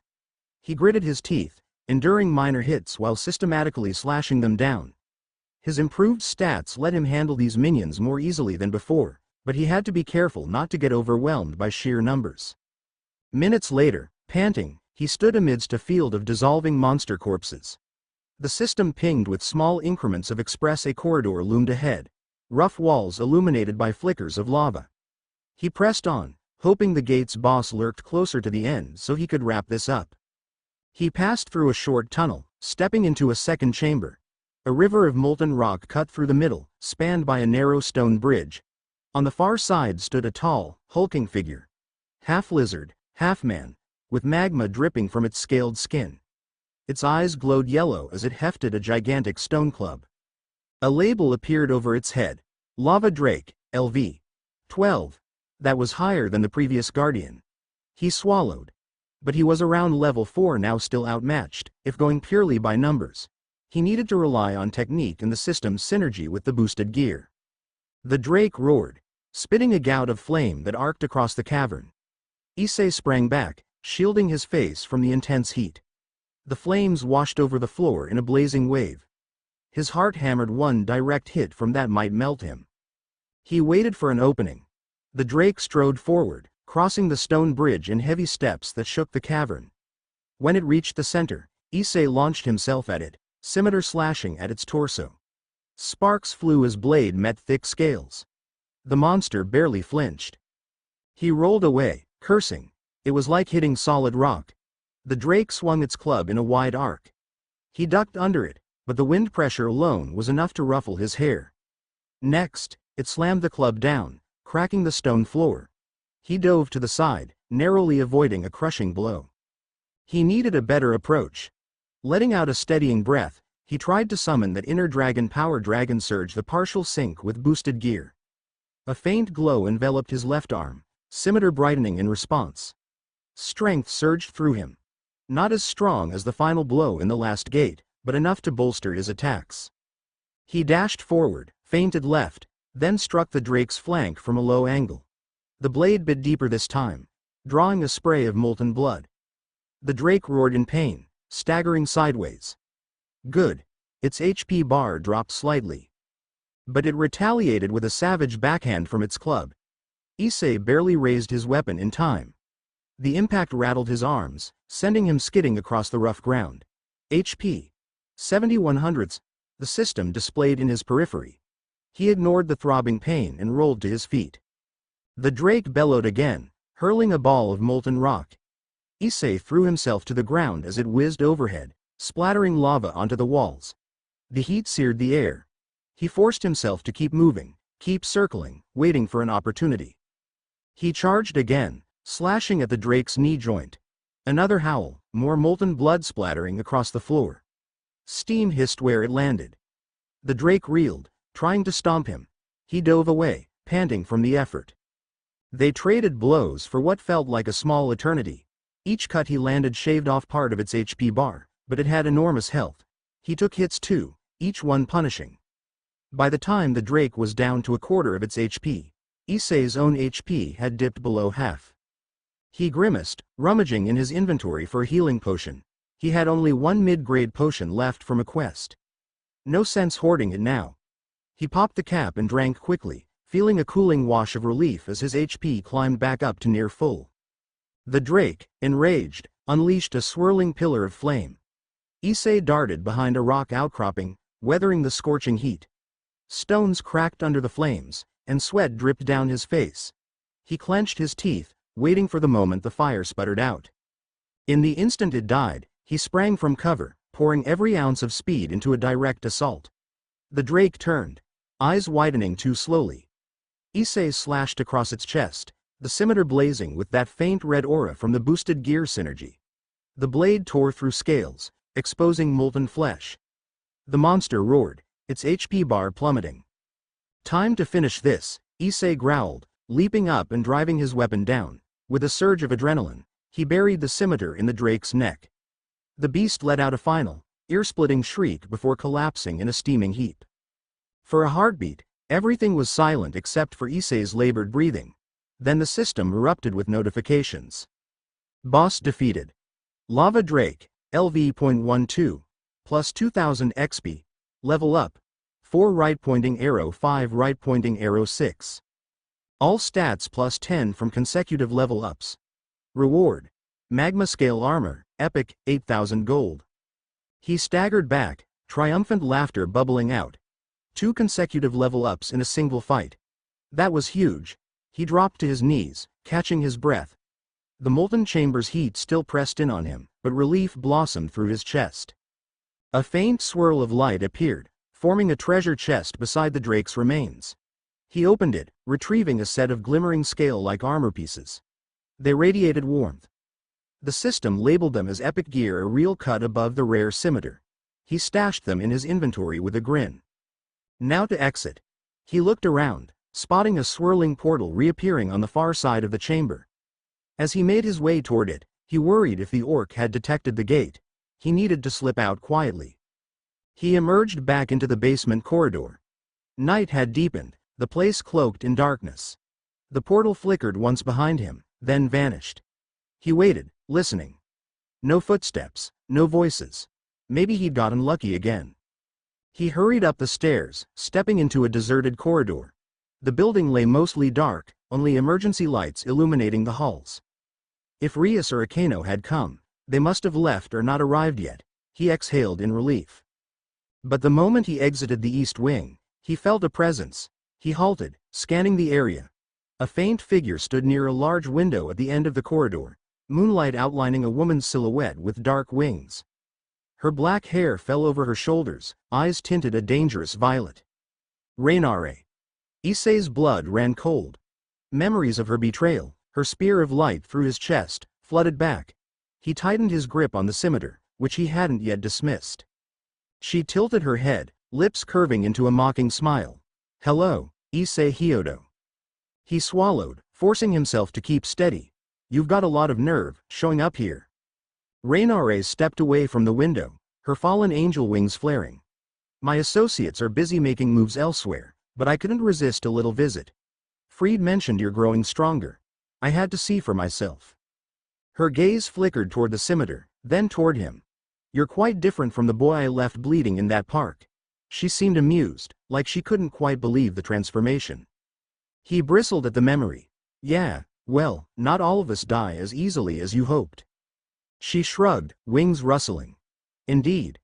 The question is, what exactly are you now?" Her eyes narrowed, a momentary gleam of curiosity cutting through her scorn.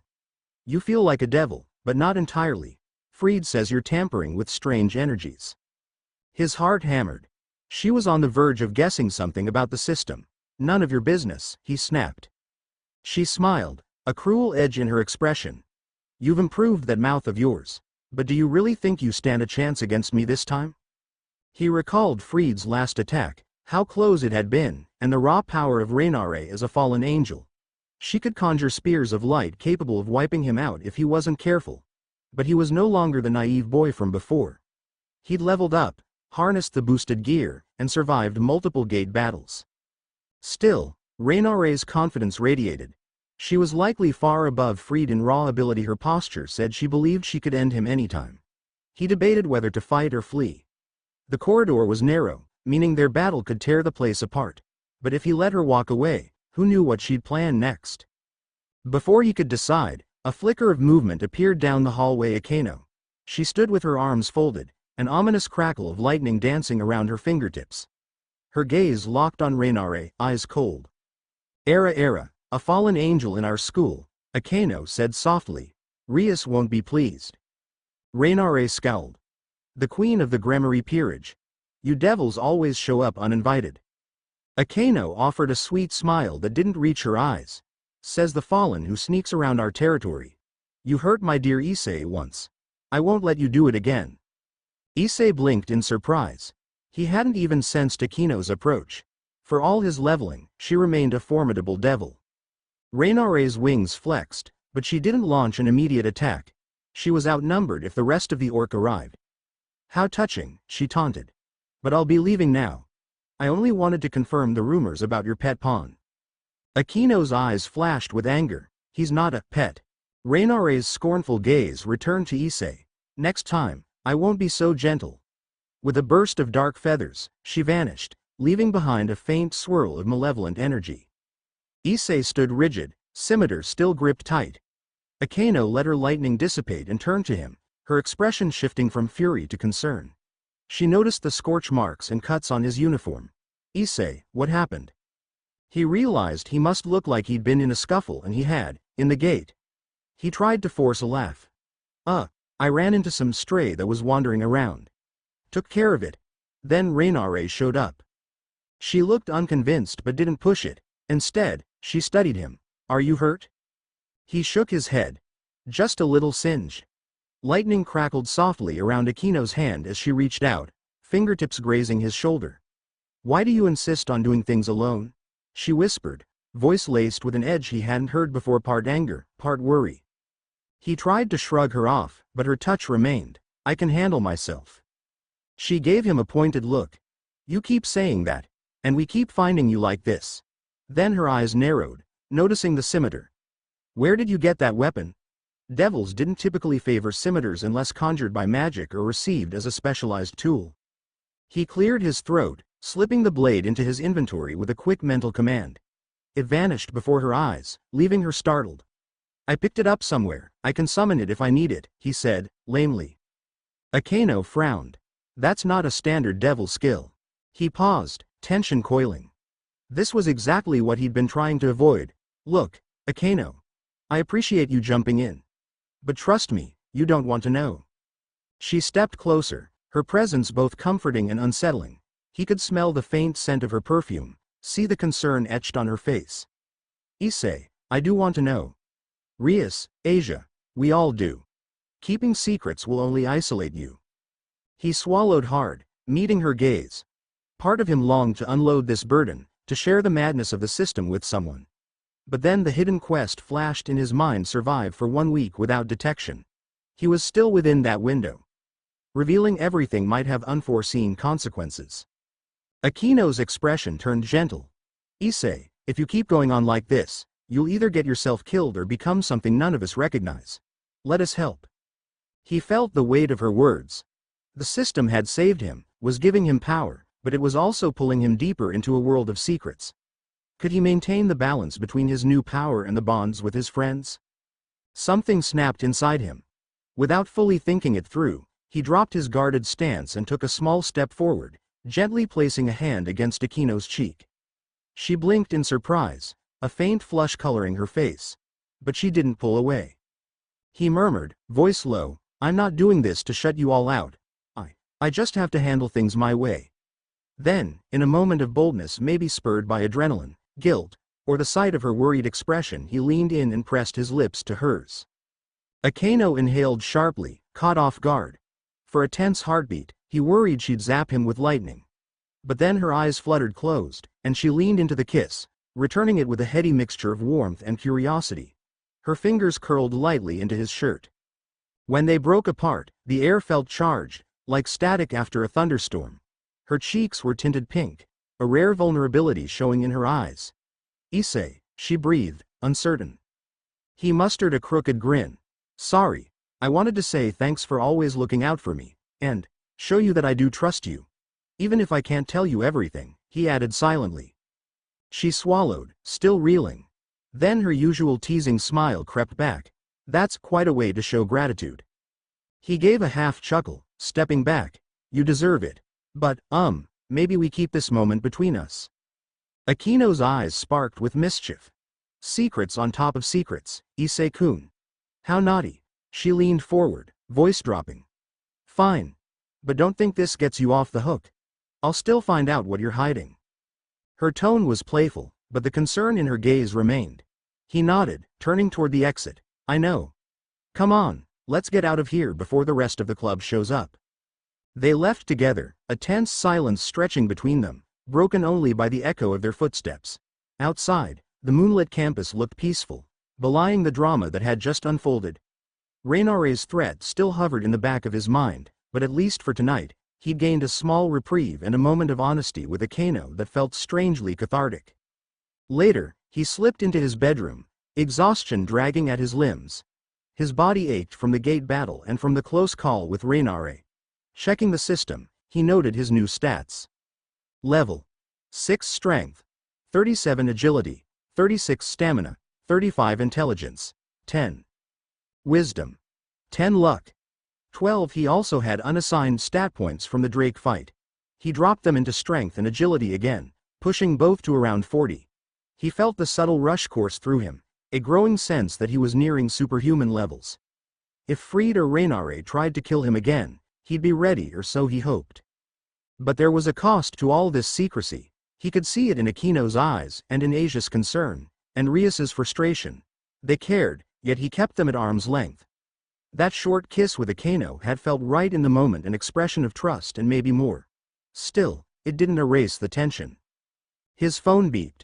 A short text from Rias. We sensed Rainare on campus. Akino said she fled. Good job staying alive. We'll talk tomorrow. Brief, but it carried a heavy undercurrent. He set the phone aside, letting out a long breath. The events of the night spun in his head: Rainare's reappearance, the gate fight, the unexpected kiss with Akino. His body buzzed with fatigue and leftover adrenaline. For a moment, he pictured Fried's deranged grin, Rainare's menacing wings, the swirling flames of the gate. There were so many fronts to fight on, so many secrets to balance. As he stretched out on his bed, the system popped another prompt. Upcoming challenge. Survive the next wave. Larger forces in motion. Prepare for major confrontation soon. He stared at the text, a mix of dread and thrill churning in his gut. So the system itself predicted a bigger showdown. Fried, Rainare, or something else entirely, whatever it was, he'd face it head on. Rolling onto his side, he exhaled, forcing himself to relax. The day had been draining, physically and emotionally. For a second, he wished he could just exist in a simpler world, one where ordinary concerns like homework and mild teenage drama reigned. But that world was lost to him the moment Rainare shoved a spear of light into his chest. Closing his eyes, he drifted, half aware of the swirling energies within his body, the interplay of demonic power, the faint pulse of the red dragon's aura, and the mysterious system that anchored them together. He felt strangely proud of how far he'd come. He was no longer the clueless pervert who got blindsided by a fallen angel. He was forging his own path, seizing power, and building new bonds, maybe even a small harem, if he played his cards right. But he also knew power alone wouldn't solve everything. Fried, Rainare, the watchers from above or below, they all had plans that extended beyond a single fight. If he wanted to protect Asia, Rias, Akino, and anyone else who mattered, he had to keep going, keep growing. And maybe someday he'd be strong enough to end this cycle of threats once and for all. Those thoughts guided him into a restless sleep, filled with flickers of red scales, golden eyes, and the lingering warmth of Akino's lips. Outside, Kuo was silent, but the night teemed with unseen forces, fallen angels plotting, devils readying, and a certain exorcist licking his wounds. The game was still in motion, each side taking stock. And at the center of it all, Issei Hyodo lay with a power he was only beginning to grasp, determined to shape his fate rather than be crushed by it. In the darkness of that swirling dreamscape, he heard a distant, thunderous growl like a dragon stirring from slumber. He didn't run from it. He embraced it, letting the sound fill him with determination, a promise of the battles yet to come. Chapter 4. Late night clouds veiled the stars above Kuo Academy, leaving the school grounds in a murky glow. Issei Hyodo jogged across the courtyard, feeling the crisp air bite against his skin. It was well after regular club hours, the buildings dark and silent. Only a few security lights flickered near the entrances. He'd come here because of a single system prompt. Gate detected. High-level dimensional rift nearby. Threat unknown. Previous gates had spawned around these grounds, and he had no intention of letting an unexplored one linger. Tension rippled through him. After the last few nights, Rainare's ominous appearance, Fried's ambush, he knew the stakes were rising. Every dimension he cleared, every level he gained, brought him closer to the power he needed to keep everyone safe. He skidded to a stop by a side entrance, letting the system's mini-map guide him toward the East Wing corridor.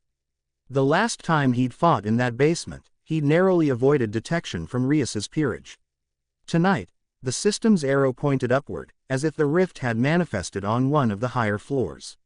He took the stairs two at a time, silent except for the echo of his shoes on concrete. Rounding a corner on the third floor, he felt the swirling energy ripple through the air. A shimmering portal hung in the middle of the corridor, faint arcs of purple lightning flickering along its edges. It was bigger than any gate he'd seen before, easily 3 meters high.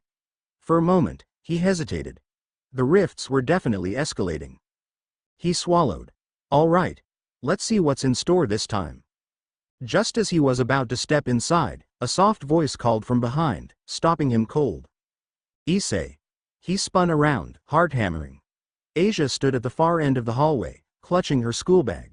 She wore an anxious expression, her green eyes wide. His pulse kicked up a notch. Asia, what are you doing here? It's late. She hurried closer, face tense. I had a feeling you'd come back tonight. The ORC was in a meeting, but I slipped away. I sensed you were in danger again. Her gaze darted to the swirling portal. Is that? He forced a tight smile. Some weird dimensional thing. I'll deal with it, and then we can go home, okay? She looked aghast. You're going in there alone. That's insane. What if it's a trap? He stepped toward her, placing a reassuring hand on her shoulder. I've done this before, Asia. It'll be fine. She shook her head, tears threatening. No, it's not fine. You're always so secretive, always pushing yourself. If something happens. He squeezed gently. Nothing will happen. Trust me. A warmth filled his chest at her concern, but he couldn't risk dragging her inside. These gates were lethal enough for him, let alone Asia. Just stay out here. If you see anyone from the Orc, tell them I'm on the 3rd floor. Otherwise, wait for me. I'll be back. She hesitated, anguish flickering in her eyes. But after a moment, she nodded, hugging her schoolbag to her chest. Okay, but please, come back safe. He offered a small smile. Count on it. Then, before doubt could sway him, he turned and jumped through the portal. The swirl of purple lightning enveloped him, pulling him into another domain. He landed on rough, uneven ground, stumbling slightly. Darkness stretched in every direction, broken only by faint violet crystals jutting from a black stone floor. There was no sign of walls or a ceiling, just a vast cavern that seemed to stretch into infinity. A thin mist curled around his ankles. He summoned the scimitar he'd obtained from a previous gate.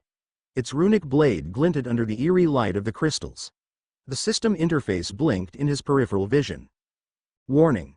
Elite monsters detected. His blood thrummed. Elite, great. He advanced carefully, scanning for threats. A hush pervaded the endless cavern, each footstep echoing. A rumble broke the silence. From behind one of the larger crystals emerged a hulking creature twice the size of the lava drake, with an elongated reptilian snout and dense plating across its body. Flickers of electric current danced around its mouth. Its eyes locked on him, and a throaty growl reverberated. Thunder Basilisk, LV. 15. He inhaled sharply. That was a solid 9 levels higher than he was when this all began, and even with his recent leveling spree, he was only around level 6 or so. Still, he'd learned that synergy with the boosted gear could tip the odds. He dashed forward, scimitar at the ready. The basilisk snarled, spitting a bolt of crackling energy. Issei dove, the shot whizzing past to slam into the ground, sparks flying. The aftershock rattled him. This thing's attacks had serious stopping power. Heart pounding, he lunged in close, swinging his blade at the basilisk's flank. The scimitar bit into scaly hide but didn't penetrate deeply. The monster whipped its tail around, slamming Issei's ribs. He gasped, tumbling across the stones. A system readout flickered. HP down by a chunk. Damn. That smarts. Before the basilisk could follow up, he forced himself upright. A swirl of energy pulsed inside him. He focused on the faint resonance of the boosted gear in his left arm. He'd managed to awaken partial synergy in past fights. He needed it again now. Closing his eyes for a split second, he willed that fiery presence to the surface. A red glow flickered along his arm, faint but growing. He could almost hear a low dragon's growl in his head. He lunged once more, the scimitar humming with an undercurrent of draconic power. This time, when he struck, the blade cut deeper, slicing through the basilisk's plating. It roared in pain, rearing back. Bolts of lightning crackled from its jaws in a frenzied retaliation. Issei dove aside, rolling behind a jagged crystal. Sparks raked his shoulder, the pain sizzling along his nerves, but he clung to the synergy. Come on, big guy, he muttered, edging around the crystal. Let's finish this. The basilisk charged, trembling the ground with each step. Issei shot forward, weaving beneath its snapping jaws, scimitar flashing in a savage upward slice. The creature howled. He pressed his advantage, hacking at any gap in its armor. Each successful blow whittled away at its HP bar, but it was like chopping through a boulder with a chisel. After several tense exchanges, he spotted a weak point near its neck where the scales thinned. Summoning all his strength, He vaulted onto the basilisk's back, ignoring the jolts of electricity sparking off its hide. He drove the scimitar down, right into the gap, unleashing a pulse of draconic energy. The basilisk screeched, thrashing wildly. He held on, digging the blade deeper until an ear-splitting crack signaled the creature's final collapse. It crashed to the stone floor, dissolving into black wisps and leaving Issei kneeling in the dust, panting. His arms trembled from the exertion. The system chimed. Elite monster defeated. Plus 3000 XP. Level up, 6 right-pointing arrow 7. All stats plus 5, he grinned, ignoring the searing ache in his shoulder.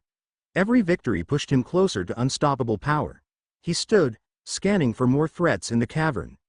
In the distance, flickers of movement hinted at additional monsters. But a swirl of violet light caught his eye near where the basilisk fell, a portal leading deeper into the gate, or perhaps to the final boss. He swallowed, bracing himself. I guess there's more. He pressed on, stepping into the swirl. He emerged in a second area, a narrow pathway suspended over a chasm, violet crystals jutting out of the depths. Stale wind whipped at his hair, and arcs of lightning crackled below. Far across the bridge, he could make out a large stone gate carved with cryptic symbols. No doubt the final showdown awaited behind it. A low, sibilant hiss echoed around him. He scanned the darkness. From beneath the narrow bridge, winged serpent-like creatures swooped into view, their eyes glowing with predatory hunger. He counted at least 4. They hissed again, fanning out in an aerial formation. He cursed under his breath. Aerial enemies would be tricky. They circled, waiting to dive-bomb him. The path was too narrow for wide swings, so he took a defensive stance, scimitar raised. The first serpent dove, jaws snapping. Issei sidestepped, swinging upward to slice its underbelly. It screeched, spiraling away. Another swooped from behind, nearly catching him off guard. He ducked, the creature's claws scraping the stone. He forced himself to move, fighting on the precarious ledge. One false step and he'd tumble into the electric void below.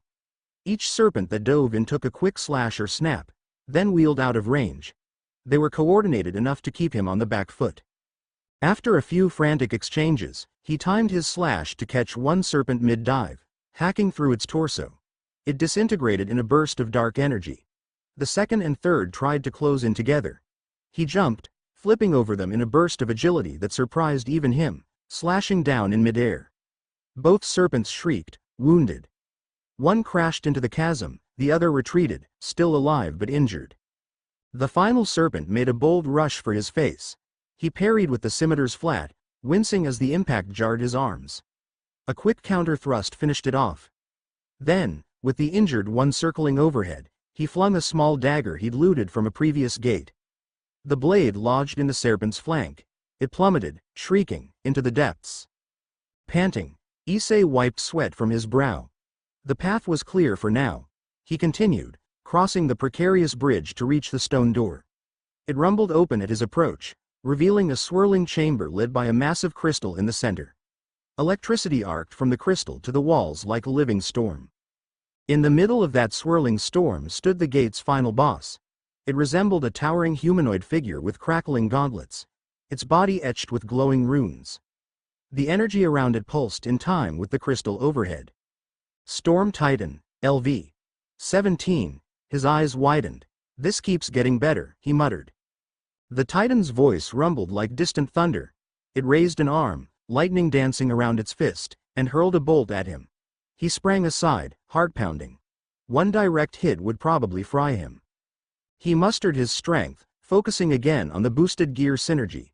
If he'd managed to topple the basilisk, maybe he could bring down this giant, assuming the synergy held out. The Titan stomped forward, each step shaking the floor. Electrical arcs whipped around it, forming a partial shield. Issei feinted right, then dove in, aiming a slash at the Titan's knee. The scimitar glanced off the crackling aura, sending a painful jolt up his arm. He bit back a cry, forced to retreat. The Titan roared and slammed a fist down, fracturing the stone. Shards flew, and Issei narrowly rolled clear. He realized brute force might not be enough. The lightning aura around the Titan dissipated occasionally, maybe it came in waves.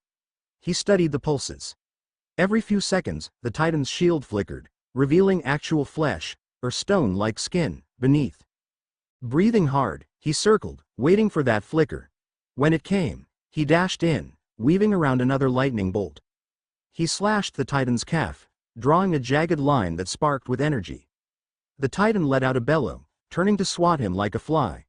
He backflipped away, the giant's hand smashing into the floor. Another chunk of stone crumbled. They traded more close calls, each attempt to strike the Titan resulting in near misses with lethal bolts of lightning. Issei's HP inched downward from glancing hits and electrical shock. He rummaged for a potion, only a low grade left. He downed it mid-battle, the minor healing barely stabilizing him. His breath came ragged. The Titan was ferocious. If he got pinned by a full attack, it'd be game over. He needed something bigger, a full synergy with the boosted gear. Only once had he felt a stronger surge during the second gate's fight with the Guardian. But that had been triggered by desperation and a sudden sync with the dragon's power. A savage bolt slammed the floor at his feet, forcing him to dart aside. The Titan rumbled forward, crackling fist raised. Issei had no time to think. He locked onto the Titan's eyes and lunged. The Titan swung. He ducked the blow, scimitar shimmering with faint red light. He hacked at the Titan's wrist. Sparks and a spray of stone fragments erupted, forcing the giant back. A shallow cut, but progress. Between the roars of the Titan, he heard a ghostly voice in the back of his mind like a dragon's growl. A challenge. A call to unleash more. He let that sound guide him, feeling warmth spread up his left arm. In a rush, the synergy expanded. His entire arm glowed red, scale-like patterns forming across his shoulder. The scimitar pulsed in response. He charged again, fear melting into raw, reckless determination. The Titan loomed, but he didn't falter. With a roar of his own, he swung the blade. This time, the Titan's lightning shield sputtered beneath the blow, arcs scattering in a burst of red sparks. The blade struck deep into the Titan's torso, carving a brutal gash that crackled with arcane discharge. The Titan reeled, howling. Its HP bar plunged. Issei seized the momentum, leaping up with an inhuman burst of agility. He drove the blade downward again, slicing through the Titan's chest. Stone-like flesh shattered, and the giant crashed to the ground, racked by spasms of discharging electricity. A triumphant beep from the system. Storm Titan defeated, plus 4000 XP. Level up. 7 right-pointing arrow, 8 right-pointing arrow, 9. All stats plus 10, hidden bonus for defeating an elite boss. Plus 5 to all stats. He wobbled, barely remaining on his feet. 3 levels in one fight. That synergy was insane, giving him the power to cut down a foe 9 levels above him. His body shook with adrenaline and exhaustion, but a wild grin shaped his lips. He'd done it. Another gate cleared. A stone pedestal rose in the center of the chamber, revealing a swirling orb the size of a melon. Lightning played across its surface. The system labeled it as Eye of the Storm, legendary material. Next to it lay a piece of gear. Aegis of Thunder, epic shield. He quickly stored both in his inventory, mind reeling at the high-grade loot. If these items were as powerful as they sounded, they might change everything in a real fight, maybe even stand up to Fried's or Reinare's light spears. The swirling exit portal appeared near the far wall. He limped over, stepping through. Violet energy flared, and he tumbled back into Kuo's third-floor corridor, where Asia sprang up with a gasp. Her eyes swept over him, taking in torn clothes, bruises, scorch marks. Issei, you're hurt. She rushed forward, rummaging for her healing artifact, a small golden ring that amplified her power. Warm light enveloped him as she prayed, sealing cuts and reducing the worst of the burns. He exhaled in relief, tension draining from his muscles. Asia pressed a trembling hand to his chest, voice thick with worry. You said you'd be fine. Look at you. He mustered a weary grin. Trust me, this is fine, compared to what it could have been. She finished healing him, her magic stronger than usual, likely fueled by concern. Most of his wounds faded, leaving only lingering soreness. He gently took her hand. Thanks. You saved me a trip to the hospital. She shook her head, tears shining in her eyes. I thought you were going to. That gate looked so dangerous. He squeezed her hand in reassurance. I'm okay now. Let's get out of here before someone shows up. She blinked. But the orc might need to, not tonight, he insisted softly. I'll handle it with them later. He guided her away from the corridor. The portal had vanished behind them. If the orc came, they'd probably sense the aftermath, but at least he was gone by then. Outside, cool night air brushed his face. Asia lingered by the campus gates, still shaken. He felt a pang of guilt for dragging her into this. She looked ready to scold him again, but her eyes only showed relief. She spoke quietly, glancing at the empty street. I can't believe you keep doing this. You risk everything. He cut in gently, placing a hand on her shoulder, because if I don't, Fried and Raynare and who knows what else, they'll keep hurting people. I can't let that happen. But you can't do it alone, she whispered. He forced a smile. I'm not alone. I have you. Rias. Akano. Maybe it was a half-truth, given the secrets he still kept. But her presence did steady him. Come on, let me walk you home. It's late. She nodded, and they set off. The walk was quiet. She kept stealing worried glances. He tried to give short, reassuring answers. By the time they reached her doorstep, she seemed a bit calmer. Turning to him, she set her school bag down. I want you to promise me something. He looked at her softly. Sure. Next time, if you're going into a dangerous place, at least let me or someone from the orc know. I can't keep waiting, terrified you won't come back. He exhaled, wrestling with the conflict inside. He wanted to protect her from these horrors, but she had a point. All right, he agreed, voice subdued. I promise. She brightened a little, wiping her eyes. Thank you. Then, before he could react, she leaned in and pressed a light kiss to his lips, sweet, tentative, different from the shy cheek peck before. Heat rushed through him as their mouths met. His heart skipped. She pulled back, cheeks blazing, looking both embarrassed and relieved. Sorry, she stammered. I just wanted to, He gave a quiet, warm chuckle, reaching to gently cup her cheek. No apology needed. That was nice. She ducked her head, eyes shimmering with affection. Good night, Issei. He nodded, stepping back to let her go inside. His chest felt tight with conflicting emotions. Asia's gentle devotion was a stark contrast to the raw, teasing spark he'd felt with Akano not long ago. Part of him felt guilty, but he couldn't deny the happiness stirring in him at Asia's sweetness. As her door clicked shut, he stood there for a moment, letting the night breeze cool his face. Fried, Raynare, the gates, it was all so overwhelming. But moments like these, her tender kiss, her kindness, reminded him why he fought so hard. He headed home. Another day, another painful victory, but one that brought him closer to the power he needed. The system beeped quietly in his periphery, reminding him to allocate his new stat points. He set them to strength, agility, and stamina while he walked. Deep beneath Kuo town, in a hidden chamber lined with flickering black candles, Fried Selzen paced with manic energy. His chest wounds, courtesy of Issei, had only partly healed, leaving bandages soaked in old blood. The ex-exorcist grinned despite the pain. A fallen angel figure stepped from the shadows. Calawarner, one of Raynare's subordinates. She folded her wings and eyed Fried with distaste. Still alive, I see. Fried snorted. I can't let that devil brat have all the fun, can I? He licked his lips. Besides, I hear he's been pulling off small miracles lately. Gate anomalies, new powers, my knife's itching to carve them out of him. Calawarner frowned. Raynare is busy with plans that extend beyond your petty vendettas, Fried. We have bigger goals, ones that might even interest Lord Azazel. He cackled.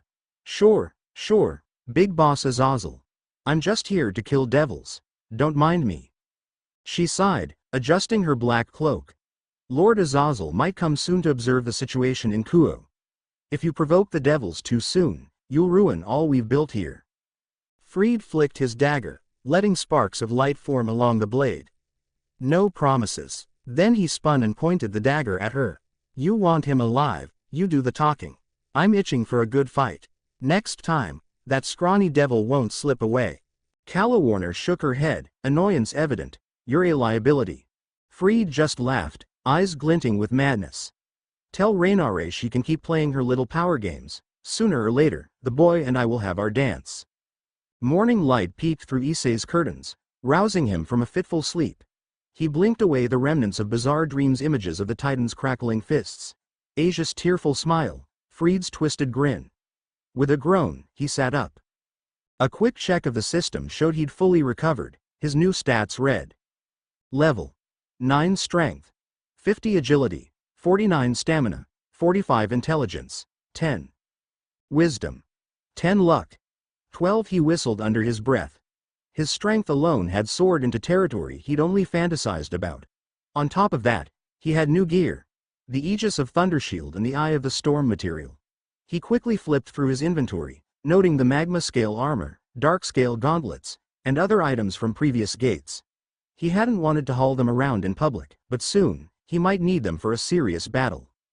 He headed downstairs, scarfed some breakfast, then rushed to Kuo. Students swarmed the gates, oblivious to the supernatural swirl underlying their peaceful town. Matsuda and Motohama beckoned him, but he waved them off, heading straight for class. He spotted Asia in the hall. She blushed at the sight of him, but they shared a small, shy smile. When he slipped into homeroom, his phone buzzed with a text from Akeno. See me at lunch. Clubroom. He guessed Rias wanted a debrief on any new supernatural happenings, especially if they'd sensed another gate. The morning lecture slid by. Finally, lunchtime arrived, and he made his way to the old school building. He found Akeno alone in the clubroom, setting out teacups.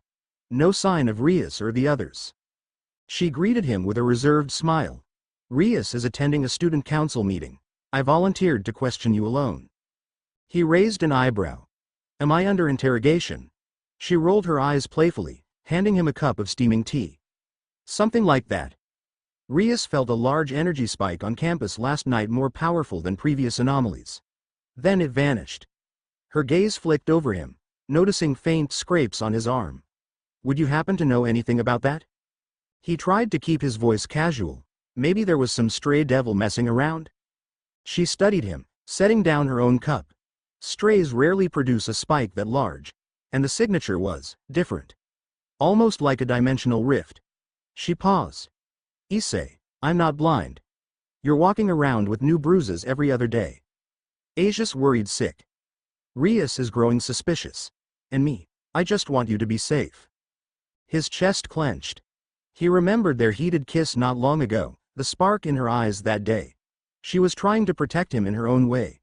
But if he revealed the gates, would she try to stop him from going? He exhaled. Akeno, I know you're worried, and I appreciate it, but you have to trust me. I'm working on something that will help us all fight the fallen and freed. It's better if I keep the details to myself, at least for now. Her lips parted, frustration mingling with concern. You sound like Rias when she's determined to hide something for the good of her peerage. We're supposed to be a team, Issei. His hand clenched around the teacup. I'm not trying to break the team. But Freed nearly killed me. Rainare did kill me once. If I want to ensure no one else gets hurt, I need every advantage. He held her gaze, letting some of his raw emotion show. Let me handle this my way. Akeno inhaled, shoulders tense, but she didn't push further. Something in his voice must have convinced her he was resolute. Fine, she said quietly. But if you're in danger, call me. Call us. Promise? He nodded. I promise. She stepped closer, setting a hand on his shoulder. I might regret saying this, but there's a certain reckless charm in you. A faint smile danced on her lips, reminiscent of that moment they shared. Just don't let it get you killed. I won't, he murmured, resisting the urge to kiss her again. The tension in the room was thick enough as it was, and they didn't need more complications. Especially with half the peerage absent and likely on their way. She lingered a moment, then pulled back, composure returning. All right. I should rejoin Rias. You'd better get back to class before the bell. We'll talk later. He managed a fleeting grin. Understood, Buckhouse Queen. She arched an eyebrow but smiled faintly at the tease. Then he left, heart still pounding from the intensity of their conversation. The path he'd chosen felt more fraught by the day, but he couldn't turn back, not now. Twilight fell over Kuo, painting the sky in pink and orange streaks. Rias Gremory convened the orc in the clubroom, scanning each member's face with a measured calm. Akeno stood by her side, Kiba leaned against a pillar, and Kaneko sat on the couch, nibbling on a cookie. Asia perched quietly, hands folded in her lap. Rias cleared her throat. We have confirmed Freed Selzen's presence again near the old church. Reports from our familiars suggest the Fallen are gathering artifacts and weapons there. Whatever they're plotting, it's escalating. Kiba frowned. Should we strike preemptively? Rias shook her head. We'd risk stirring a larger conflict. The Fallen leadership might retaliate in force. I'd prefer to act when we have solid proof of their agenda. Akeno added softly, we also have those dimensional disturbances. Each one pulses with massive energy, then disappears. We have no proof the Fallen are behind them, but it's too coincidental. Kaneko gazed at the floor. Issei's been near those places. Asia looked down, biting her lip. Rias noticed, pressing gently, Asia, is there something you want to share? Asia squirmed. I shouldn't say, but, I found Issei last night. He was hurt, like he'd been fighting. He said it was just a stray devil, but, she hesitated, then blurted, I think he's the one going into those dimensional rifts. Maybe alone. Shock rippled through the group. Kiba's eyes widened. Kaneko tensed, ears practically twitching. Akeno wore a guilty expression, as if she'd guessed but hadn't admitted it. Rias pressed a hand to her temple. I suspected as much, but to have it confirmed by Asia, he's diving into these rifts alone? Why? Akeno sighed. He refused to say. He claims he can handle it. We can't force him to talk unless we confront him head-on. Rias closed her eyes, frustration clear. Issei's growth was impressive, she'd sensed the leaps in his aura. But these gate forays were reckless. And if Fried or Rainare realized the extent of Issei's new power, they might target him even more aggressively. She finally spoke. We'll watch him. If we detect another gate, we intercept it before he can dive alone. Understood. Kaneko gave a firm nod. Kiba's expression hardened with resolve. Akeno glanced at them, relieved Rias was taking action. Asia, though, looked torn. Part of her wanted to respect Issei's wishes, but she also feared for his safety. She simply bowed her head. All right. Rias straightened, voice unwavering. Until then, we keep Fried under surveillance. If we get word that he's striking, we move to protect Issei at all costs. The group murmured agreement, tension filling the air.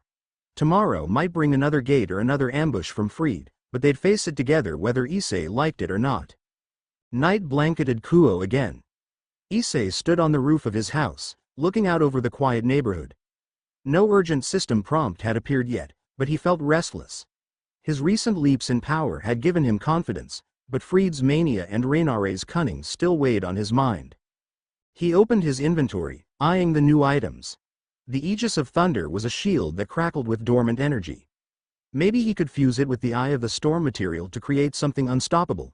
That was how it worked in games. Anyway, combine high-tier items to get a boss-tier weapon. But the system's craft menu was locked, requiring a certain level or quest to unlock. Annoying, but he'd wait. A text from Asia pinged his phone. Good night, Issei. Be safe. He smiled, typing a quick reply, warmth filling his chest. Then he remembered that fleeting kiss with Akeno. His relationships were getting tangled. Asia's gentle devotion, Akeno's playful heat, Rias's quiet concern. He was drawn to them all, and each had a different dynamic. Part of him felt guilty, but another part relished the attention. He'd always dreamed of a harem, right? He shook off the distractions, focusing on the bigger threat. Fried and Rainare were definitely plotting something with the old church as a base. The next time Fried showed himself, Issei intended to finish it. The psycho-exorcist had terrorized them long enough. He swiped a hand through the system interface. No new quest. No urgent gate. Just a single line, glowing faintly. Upcoming showdown. Prepare for a major threat. Fine, he muttered. I'm ready. The rooftop wind carried his words away. Down in the street below, a slender shape watched him from afar. Kaneko, perched on a lamppost, quietly observing. She'd followed him at Rias's request, ensuring he didn't vanish into another gate alone. When she saw him merely standing on his roof, talking to himself, she relaxed slightly.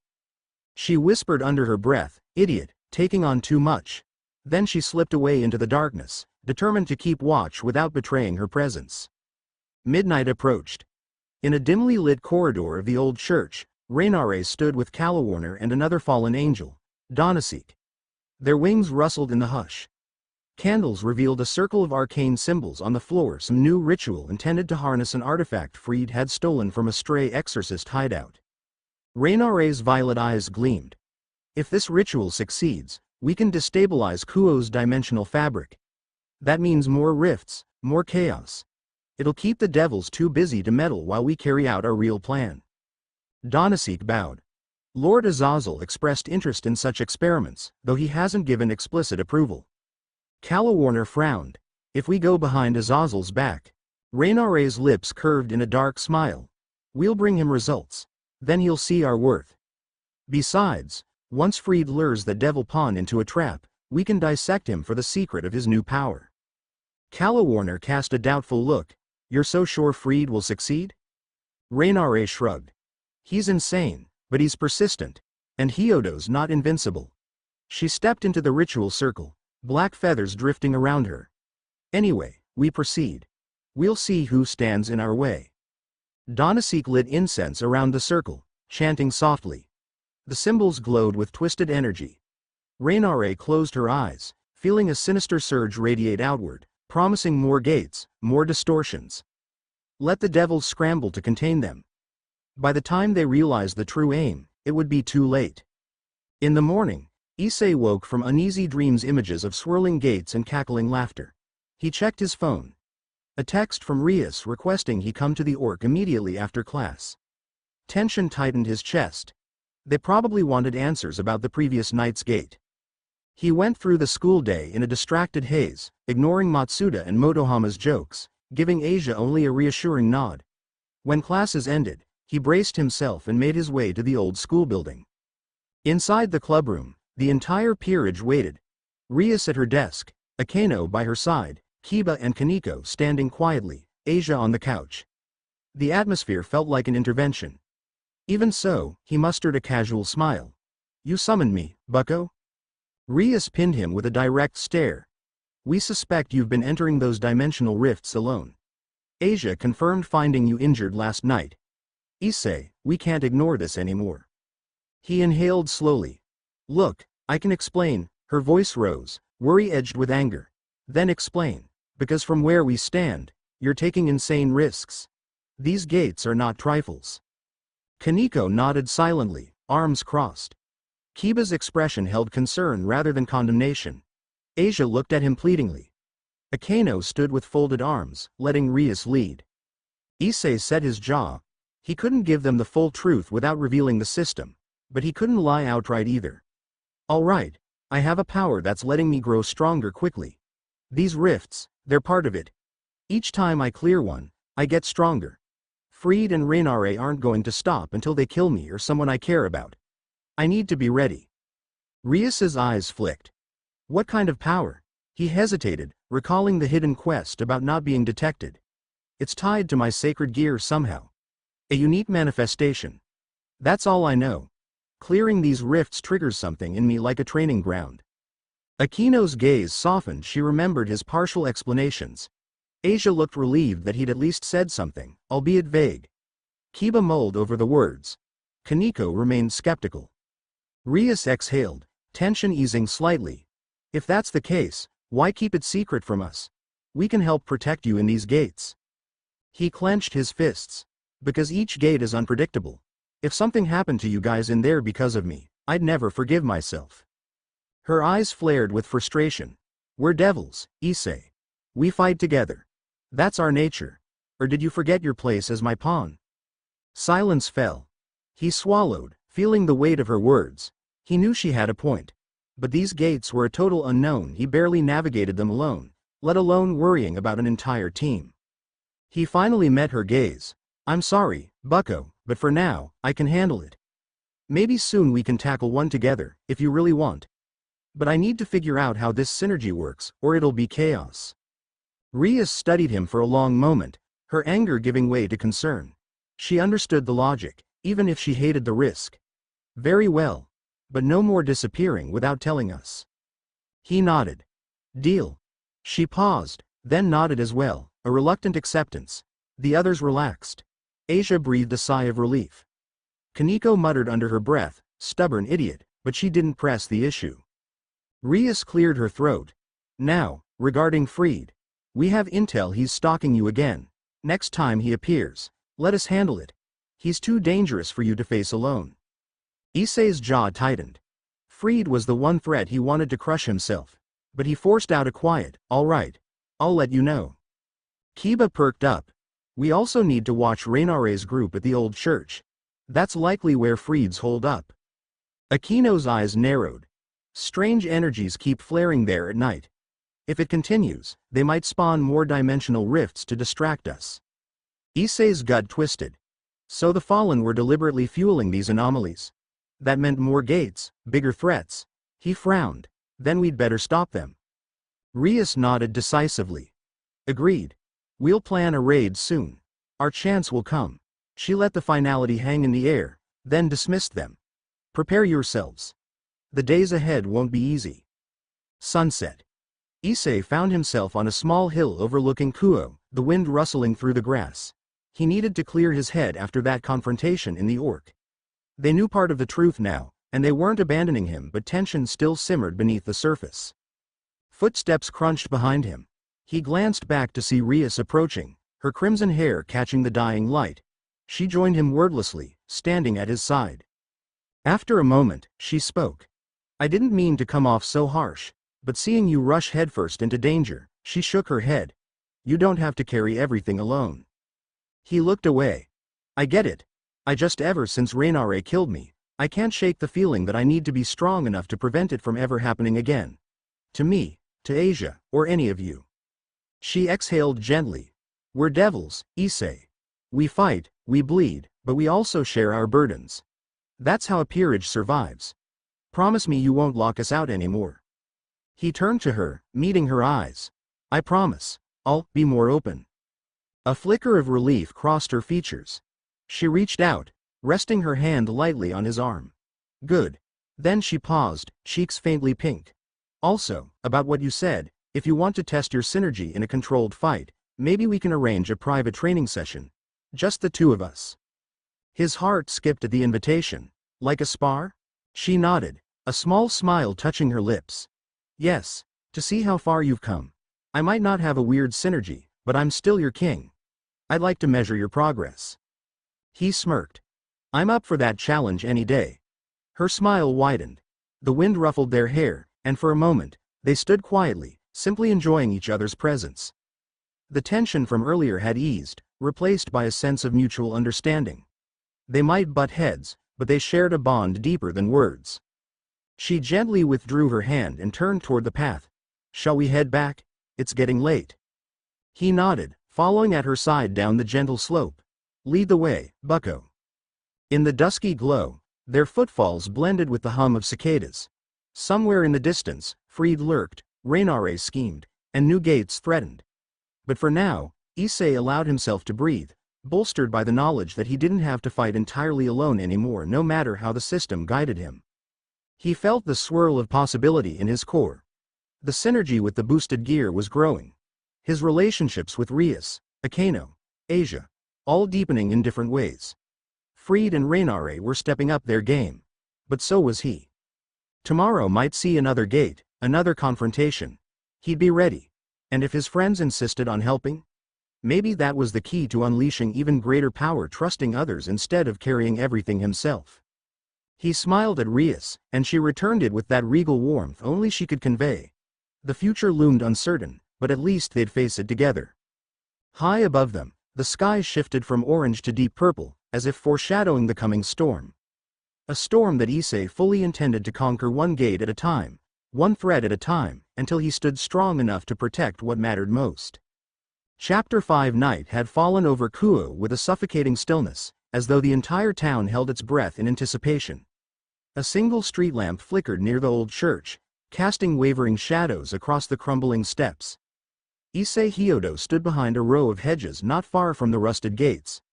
The chilly air nipped at his cheeks, but his mind was fixed on the mission at hand. He wore no armor in plain sight, just a casual jacket over his school uniform, but he'd quietly materialized the magma-scale armor beneath his clothes, its flexible plating hidden by a small illusion charm Rias had given him. Within his inventory lay the scimitar, the shield, and the hush of unimaginable power from the eye of the storm. If Freed, Selzen or Reinare decided to show themselves tonight, they would find him anything but unprepared. Beside him, Kaneko crouched low, Her golden eyes narrowed at the dim facade of the church. Behind them waited the rest of the occult research club, each hidden in strategic positions. No flashy or overt approach this time, they wanted surprise on their side. Rias's plan was simple in concept: infiltration. The old church served as the fallen angels' base of operations for their latest scheming. They'd performed multiple rituals in the past week, fueling the dimensional rifts that kept popping up all over Kuo. These rifts, in turn, had forced Issei into nightly forays, giving him the experience and gear that had skyrocketed his power level. But it wasn't just about him. The repeated surges threatened the town's stability. People might not see or understand the supernatural forces at work, but they could sense something ominous in the air, like an oncoming storm. Issei was tired of half measures. So was Rias. Tonight, they planned to storm the church, dismantle the Fallen's operation, and put an end to Freed's rampages. Of course, Freed himself was as erratic as a cornered beast. If he was inside, they'd have to corner him carefully. The exorcist's mania made him dangerous far beyond typical reason. A faint rustle at Issei's side made him glance down. Kaneko subtly nodded toward the shape of a window set into the church's foundation, half buried by weeds. She spoke in a low whisper. "This is the entry point. One of the stained glass windows at ground level was shattered inside. We can slip through." Issei nodded, swallowing the building tension. He glanced behind him. Asia stood further back, hidden beneath the overhang of a collapsing stone arch. Her posture was stiff, eyes brimming with worry. Akano and Kiba had taken vantage points on either side of the structure, prepared to strike if anything came barreling out. And Rias, she was across the street in the shadow of a tall fence, overseeing the operation. Issei turned his gaze back toward the church. The final confrontation might be minutes away. A swirl of adrenaline and grim anticipation coiled in his stomach. He carefully made his way to the foundation-level window, the old glass long shattered. Years of neglect had turned the edges to ragged shards, and someone likely Freed or one of the Fallen had hammered out a bigger opening recently. Kaneko dropped in first, her petite body slipping through the gap easily. He followed, wincing at the screech of his shoes scraping broken glass.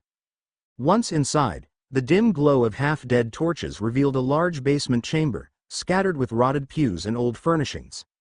The floor was grimy, reeking of damp stone and stale dust. Broken pillars jutted here and there, relics of a once sacred site that had become a hideout for dark intentions. Kaneko crouched behind a toppled bench, nose twitching. He joined her, letting his eyes adjust. Faint voices echoed from somewhere above, malevolent chanting. The words were impossible to parse, like a litany in an alien language. He cast a quick glance at the system interface. No urgent quest popped up. No message about Freed specifically, but that didn't reassure him. Freed could appear at any moment, brandishing his insane grin and light-infused daggers. Rainare and her subordinates might be deeper inside, possibly working on yet another ritual to spawn more gates. He inched forward, motioning Kaneko to follow. They stuck close to the walls, avoiding open areas. The corridor leading out of the basement was dimly lit by sputtering candles that someone must have placed recently. The deeper they went, the more uneasy Issei felt. He could practically taste the thick tang of negative energy in the air. A sudden flicker of light at the corridor's end forced them to stop. Two hooded figures shuffled past, their conversation muffled. Issei watched them vanish into a side passage, relief stirring that they hadn't noticed him or Kaneko. He gestured for her to follow again. They climbed a short flight of steps toward what used to be the church's main hall. As they neared the top, voices grew clearer, accompanied by the snap hiss of some sort of occult brazier. He whispered to Kaneko, "We find the others, coordinate, then we break up whatever they're doing." She nodded, expression grim. "Might not get a chance to talk. If Freed sees us, it'll be a fight." Issei exhaled. He had no illusions. This was likely to become a brawl the second they were spotted. Creeping up to the threshold, they peered into the main sanctuary from behind a cracked column.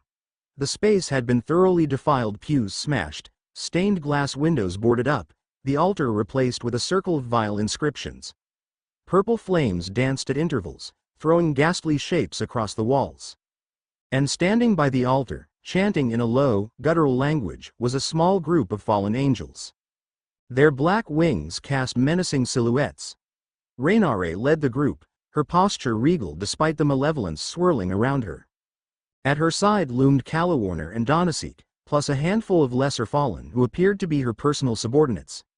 They formed a ring around a dais, upon which glowed a twisted artifact. A black sphere shot through with veins of crimson light. If the swirling aura around it was any indication, it might be channeling or amplifying the residual energies that caused Gates to manifest. Reynare's voice rose, the alien chant intensifying. The sphere pulsed with each syllable, black lightning dancing out in arcs that scorched the floor. Issei felt a sharp pang in his chest. This was the source of the dimensional chaos. If that artifact fully activated, the entire region could flood with Gates or something worse. The chanting abruptly stopped, replaced by Reynare's smooth tone. "Our Lord Azazel may not have given explicit orders," she said to her assembled subordinates, "but once we perfect this ritual, our value will be proven. Soon enough, he'll see that Kuo is ripe for testing new experiments, especially with that boy's unnatural growth in power." She smirked. "If Freed corners the boy as planned, we'll have a perfect opportunity to dissect whatever's inside him." Issei gripped the edge of the column, anger flaring. He wasn't naive enough to think he could handle Reynare alone in a direct clash, but if the orc arrived in time, maybe they stood a chance. He turned to Kaneko, about to suggest they slip back and rally the others. But footsteps echoed from behind. Kaneko's eyes widened.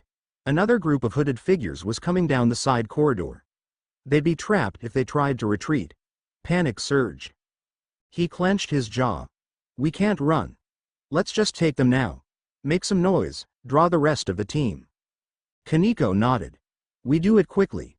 He summoned his scimitar from inventory, the metal glimmering with faint runic light. Kaneko flexed her fists, white-knuckled, ready to unleash her monstrous strength. They shared a glance. This was going to be loud. With a tight, silent breath, they sprung from behind the column. Issei's shout cut through the hush. "Reynare, party's over." She spun in shock, violet eyes narrowing. Her subordinates tensed. Calawarner and Donasek spread their wings, conjuring spears of light. The hooded figures in the side corridors froze, unsure of what was happening. Reynare's lips curled into a snarl.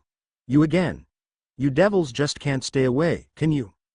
Kaneko darted forward in a blur, fists slamming into two lesser fallen, sending them crashing into broken pews. Issei followed, slashing at a hooded figure who lunged with a light spear. Sparks flew as blade met spear, then Issei twisted, driving his scimitar through the figure's defenses. The fallen yelped, staggering back with a smoldering wound. Calawarner launched a volley of dagger-like feathers from her wings. Kaneko rolled beneath them, then delivered a brutal uppercut that sent Calawarner skidding. Donasek soared into the air, raining luminous spears. Issei had to dodge frantically, each spear a sizzling arc that scorched the stone floor. Reynare, seething, snapped an order to the remaining subordinates. "Destroy them. Don't let them interfere with the ritual." A swirl of black feathers erupted, and multiple fallen angels took flight, brandishing their weapons. Issei grit his teeth. This was already spiraling into chaos. He could handle a few, maybe, but there were too many. He risked a quick glance at the main entrance, hoping to see Rias or Akeno burst in. As if on cue, the massive wooden doors at the front of the church exploded inward. Red demonic power flared, revealing Rias Gremory stepping through, her hair flowing behind her like a crimson banner. Akeno flanked her, lightning dancing around her fingertips. Kiba rushed in with sword drawn, Asia just behind him, her face set in determined worry. Rias's voice rang out, echoing in the desecrated church. "Reynare. This ends now. Step away from that artifact." Reynare let out a mocking laugh. "Why, Rias, so nice to see you. I see you've come with your entire entourage, minus Freed. I expected him to greet your dear pawn first." Issei's gut tightened. Freed was absent. That couldn't be good. Freed's typical approach was theatrical. If he wasn't here, it meant he was lying in wait somewhere, probably planning an ambush. But at least for now, they had bigger issues. The swirling black sphere on the dais, still crackling with energy. Rias wasted no time. "Akeno. Kiba. Neutralize the subordinates. Kaneko, Asia secure the sides. Issei and I will handle Reynare and that artifact." They sprang into motion, devils unleashed in a coordinated strike. Aquino's lightning lit the gloom, forcing half a dozen fallen to scatter. Kiba danced among them, sword flashing. Donasek soared upward to avoid Kiba's slash, retaliating with a volley of spears. Akeno pivoted, sending arcs of electricity that zapped two attackers out of the air. Kaneko pounced on a bigger, armored fallen, smashing them into the ground with monstrous strength. Asia kept behind a broken pillar, ready to heal whoever got hurt. Issei joined Rias, rushing the dais. Rainare snarled and extended her palm. A writhing spear of light formed, crackling with a malevolent hiss. She hurled it. Rias formed a crimson magic circle, blocking the projectile, though the impact rattled the entire floor. Issei took the opening to lunge, scimitar raised, aiming for Rainare. Calawarner interposed, slashing at him with a short blade of light, forcing him to duck. Rainare capitalized, conjuring another spear and thrusting. Issei barely deflected in time. Rias fired off a barrage of destructive orbs. Calawarner shrieked as one clipped her wing, sending her tumbling. Rainare hissed in frustration, retreating a step, but keeping her stance lethal. Beyond them, the black sphere continued to pulse, arcs of ominous energy creeping out to the edges of the altar. Issei's eyes flicked to the swirling artifact. He had a sense that if it reached full power, the entire church could become one giant gate or, worse, spawn a chaotic dimensional tear that might swallow half the town. They had to destroy or neutralize it soon. Rainare followed his gaze, a smug grin twisting her lips. Your curiosity is well-founded. This little gem is about to crack open a brand new reality for Kuo. Don't worry, you'll get a front row seat. She lashed out with her spear, forcing him back. Rias attempted to advance, but Donasek dove between them, momentarily driving her away with a lightning-quick strike of his own. The fighting swirled into pockets of chaos across the sanctuary. Akeno was tangling with multiple foes near the shattered pews, lightning and light spears clashing in brilliant flashes. Kiba had squared off with two mid-ranked fallen, each wielding dual light swords. Asia hovered near Kaneko, sending bursts of healing whenever the diminutive brawler got nicked by stray attacks. Issei gritted his teeth, focusing on Rainare. He remembered the agony of her betrayal, the spear plunging into his chest. Everything he'd done since then, accepting the system, leveling through gates, forging synergy with the boosted gear, had led to this moment. Her mocking face had haunted him for so long, and now he stood with the power to fight back. With a roar, he forced more synergy to the surface. The scale-like glow spread along his left arm. Rainare's eyes widened slightly, as if seeing for the first time just how intense his aura had become. He whipped the scimitar forward, unleashing a slash infused with draconic energy. The strike ripped the air, smashing into her hastily raised spear. The force rattled her, sending her sliding back across the dais. For a heartbeat, she looked stunned, then her expression contorted with fury. How? You were just a pathetic devil pawn. She lunged, driving a new spear toward his chest. He parried and countered, the scimitar leaving a sizzling gash in her side. She gasped in pain, wings lashing out to regain distance. But the damage was done. Her black feathers were singed, and her aura flickered unevenly. Issei's adrenaline spiked. He pressed the advantage, ignoring the swirl of chaos around them. As he closed in, Rainare's hand shot out, conjuring a smaller blade of light. She thrust it upward, aiming at his throat. He pivoted sideways, took a glancing cut on his shoulder. Pain flared, but he gripped the scimitar and swung again. She blocked, but the blow knocked her off balance. Another slash forced her down to one knee, blood staining the floor beneath her. He breathed heavily, scimitar raised, heart pounding with the memory of her betrayal. This was it, he could finish her. A flicker of hesitation tightened in his chest. Could he kill her, just like that? Before he could decide, she spat, "Pathetic devil, if you think you've won, you're delusional." She channeled all her remaining power into a sudden burst, a wave of dark feathers exploding outward. The shockwave sent him stumbling. She seized the moment to leap away, pressing a hand to her wound. At the same time, the black sphere on the altar rattled, arcs of energy slashing through the air. Rainare grimaced. Calawarner. Donasek. Reinforce the artifact's wards. Calawarner tried to comply, even while battered and scorched from Rias's assault. Donasek swooped in, chanting a series of incantations. But the fight was not going their way. Akeno, Kiba, and Kaneko were gradually subduing the lesser fallen, while Rias hammered Calawarner with another barrage of destructive magic. The entire operation was unraveling for the fallen angels, and Reynare knew it. Issei spared a glance for the rest of the battlefield.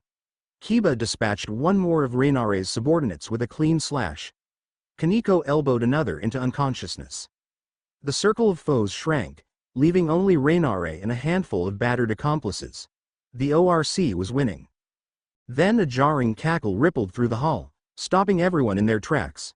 The main doors had just slammed shut behind a new arrival.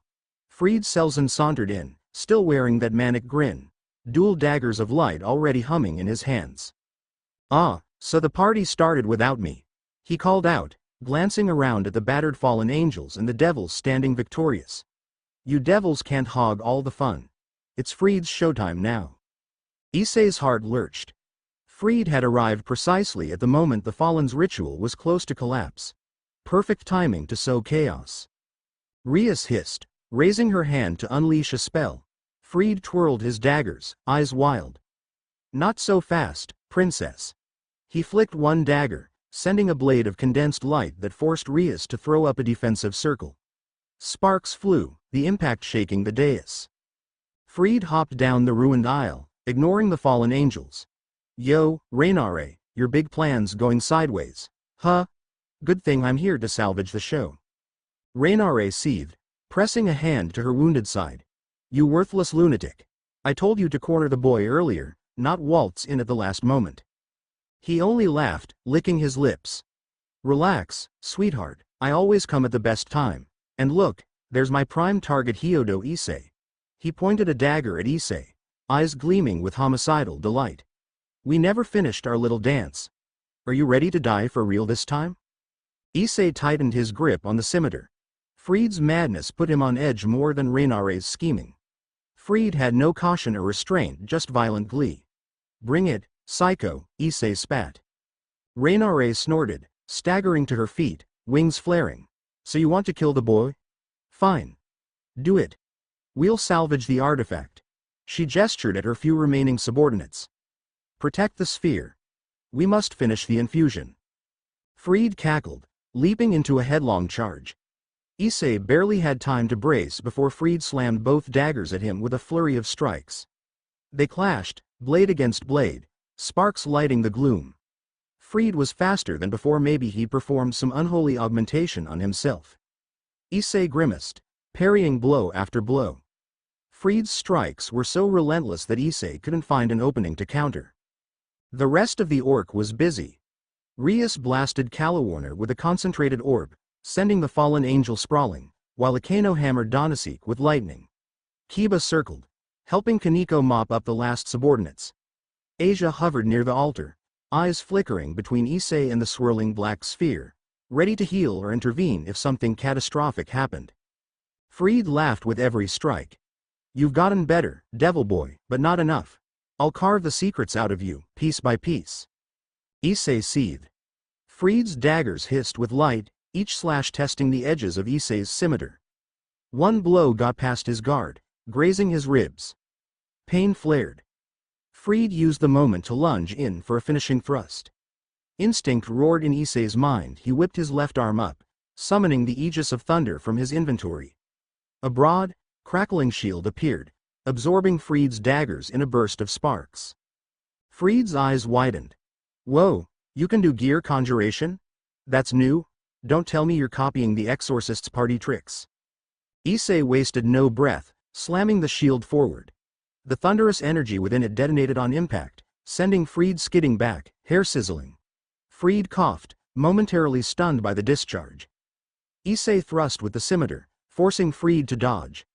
The ex-exorcist's grin remained, but his expression flickered with a hint of caution now. They circled each other, the dais behind them. Reynare continued barking orders to her subordinates, who rushed to channel power into the black sphere. Rias, Akeno, and the others tried to break through, but sporadic blasts from Reynare and Calawarner kept them at bay.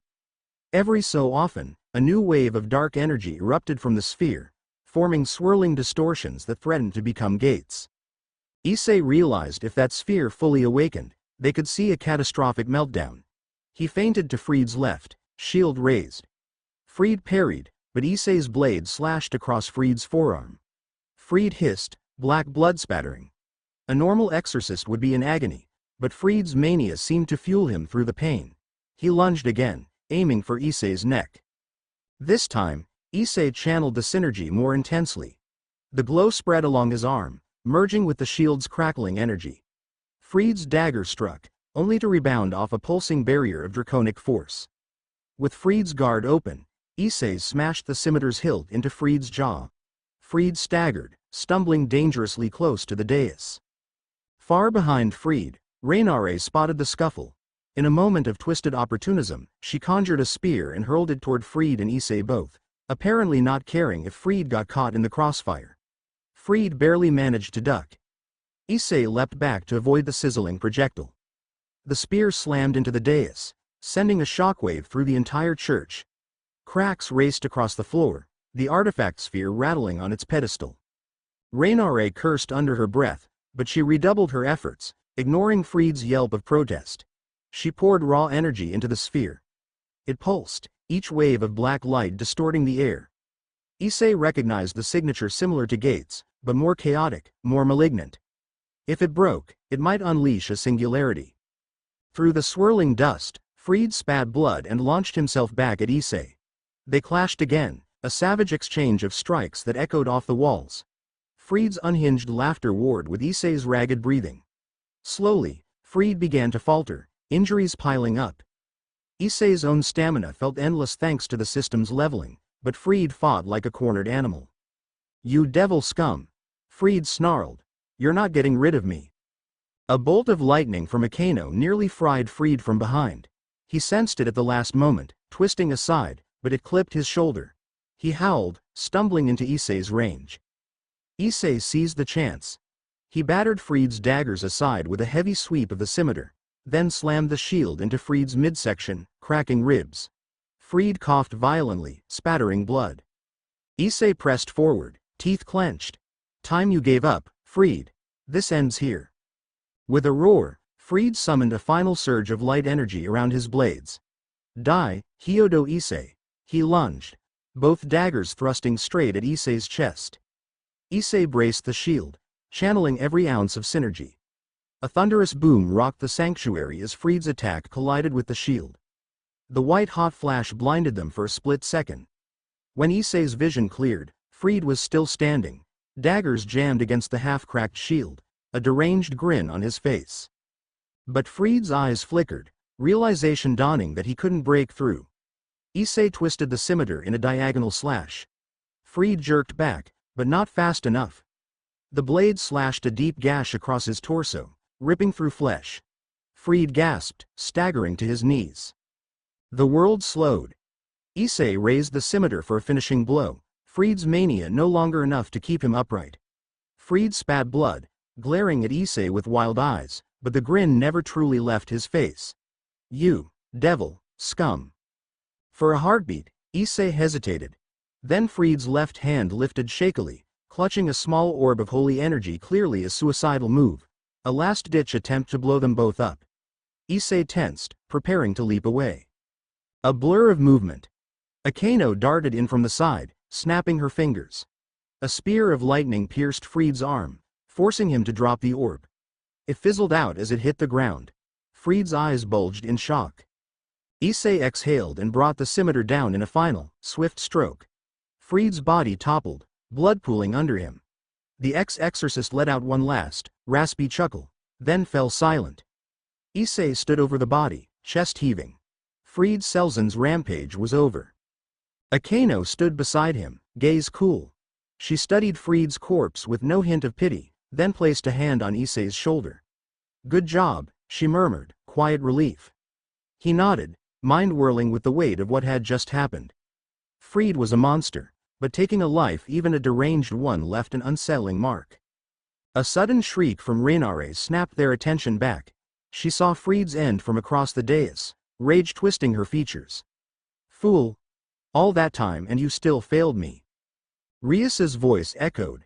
"Issei, we need to destroy that artifact now." The black sphere was warping, arcs of malice churning the air. Reynare poured everything she had left into it, black feathers swirling around her in a frantic storm. The dais cracked, and an eerie darkness swelled. Sizable tears in the fabric of reality began to open near the altar, unstable gates forming one after another. Calawarner, battered and half-conscious, tried to help but collapsed under Rias's next barrage. Donasek had fallen to Kiba's blade moments earlier. Only Reynare remained, lashing out with raw energy, determined to see the ritual through. Issei's eyes darted to Asia, who cowered behind a broken pillar to avoid stray blasts. Kaneko and Kiba were approaching from the flank, but the swirling, negative aura around Reynare kept them at bay. Akeno stepped forward, lightning crackling in her palm, but Reynare conjured a massive spear of light and hurled it. Akeno had to shield herself, the explosion sending her skidding across the floor. Issei dashed forward. If the artifact unleashed a catastrophic dimensional breach, all of Kuo might be swallowed. Rias, coordinating from the other side, hurled waves of destructive energy at Reynare's perimeter, but each wave fizzled against the swirling black aura. He glimpsed Asia, who peeked out with trembling eyes. "Asia, can you do anything about that sphere?" She shook her head, lips pressed tight. "I don't know any spells to dispel that kind of artifact. I'm sorry." He forced a reassuring nod. "It's okay, stay safe." He turned his gaze to Rias, who caught his eye. She raised her voice, straining to be heard over the howling energies. "We have to break the sphere physically, but she's shielding it." Issei's heart hammered. Physical might, that's where he excelled, especially with the system's synergy. Maybe he could replicate what he'd done in the toughest gates, unleashing a full draconic surge. He locked eyes with Reynare. She was enveloped in a tornado of black feathers, chanting fiercely, driving the artifact's power to its crescendo. The walls trembled, cracks racing across the floor. All around them, swirling voids flickered half-formed gates that threatened to spill nightmarish creatures into the real world if fully opened. He took a deep breath. No more hesitation. Freed was gone, but the bigger threat was right here. He closed his eyes, searching deep for that synergy with the boosted gear. This time, he felt a presence coiling within his very soul, the echo of an ancient dragon. A voice, or maybe just a sensation, murmured, "Prove your worth. Take my power." An intense crimson glow burst along his left arm, scales spreading across his chest and shoulder. He felt raw power surging through every cell, a fierce, unstoppable tide. The scimitar glowed in resonance, arcs of draconic electricity dancing along its blade. Even the Aegis of thunder at his side crackled, waiting to be unleashed. He shot forward, crossing the dais in a blur. Reynare locked onto him, eyes blazing with hatred. She hurled multiple spears of light, each one crackling with lethal force. He zigzagged, the synergy letting him weave between the projectiles, each near miss scorching the air. One spear brushed his shoulder, pain jolting him, but he kept going, unstoppable momentum in every stride. Reynare roared, conjuring a final, massive spear overhead, dark feathers swirling to feed its power. The spear's corona flared bright enough to blind. She flung it down at Issei in a do-or-die strike. He braced the Aegis of thunder, chanting a silent command through the synergy. The shield erupted with a swirling thunderstorm of its own, colliding with Reynare's spear in a deafening clash. The resulting shockwave toppled pews, shattered columns, and hurled debris across the sanctuary. Issei gritted his teeth, feeling the shield crack under the strain, but it held long enough to break the spear's momentum. The energy dissipated in a violent burst, leaving Reynare momentarily open. He didn't waste the chance. Shifting all his force into one strike, he slammed the scimitar forward, right toward the artifact on the altar. Reynare lunged to intercept, but she was a fraction too slow. The scimitar's draconic aura cut straight through the black sphere, ripping a jagged hole in its surface. A scream tore from Reynare's throat as the artifact's energy backfired. Chunks of the sphere disintegrated, arcs of black lightning lashing wildly, tearing through the dais. The ground quaked. A swirling darkness billowed out, then collapsed inward, as though devouring itself. In the final moments, Issei leapt back, raising the shield to avoid being sucked into the chaotic swirl. The sphere imploded with a thunderous roar, snuffing out the incipient gates that had begun to form. An echoing shockwave raced through the church, blowing out the last stained glass panels. Everyone hit the floor or braced themselves to avoid being thrown. Dust and shards of wood rained from the ceiling. When the turbulence finally subsided, Issei found himself kneeling, scimitar clenched in his trembling hand. He coughed, choking on the cloud of debris. The synergy flickered around his arm, diminishing as the immediate threat passed. Rainare lay sprawled near the shattered dais, black feathers drifting around her. Her breathing was ragged, eyes wide with shock. The artifact was gone, only a charred crater remained. She tried to push herself up, but her strength failed, wings twitching pitifully. Rias and the others emerged from behind broken pews, battered but alive. Akino's hair was half undone, arcs of leftover lightning dancing across her fingertips. Kiba and Kaneko each sported cuts and bruises. Asia stumbled forward, tears in her eyes, scanning the wreckage for any grievous injuries to heal. Issei let out a shaky sigh of relief. The sphere was destroyed, Fried was dead, and Rainare's forces were neutralized. The church was in ruins, but Kuo was safe from that immediate threat of catastrophic gates. Still, he needed to see this through. He forced himself to his feet, stepping over fallen beams to approach Rainare. She lifted her gaze, defiance sparking even in her weakened state. You, devils, she rasped, voice quavering with rage and despair. Blood trickled down her forehead. Damn you all. Rias joined Issei, her voice firm. Rainare, you and your conspirators are done. Surrender peacefully, and I might show mercy. Rainare's laughter was hollow, echoing through the half-collapsed sanctuary. Mercy? From a devil? How amusing. She spat blood, forcing herself onto one elbow. You think Azazel won't see this as a challenge? You think you're safe? Huh, she shuddered, black feathers falling away. This isn't the end. Issei stared at her, remembering how she'd once pretended to be a sweet girl named Yuma and nearly shattered his life.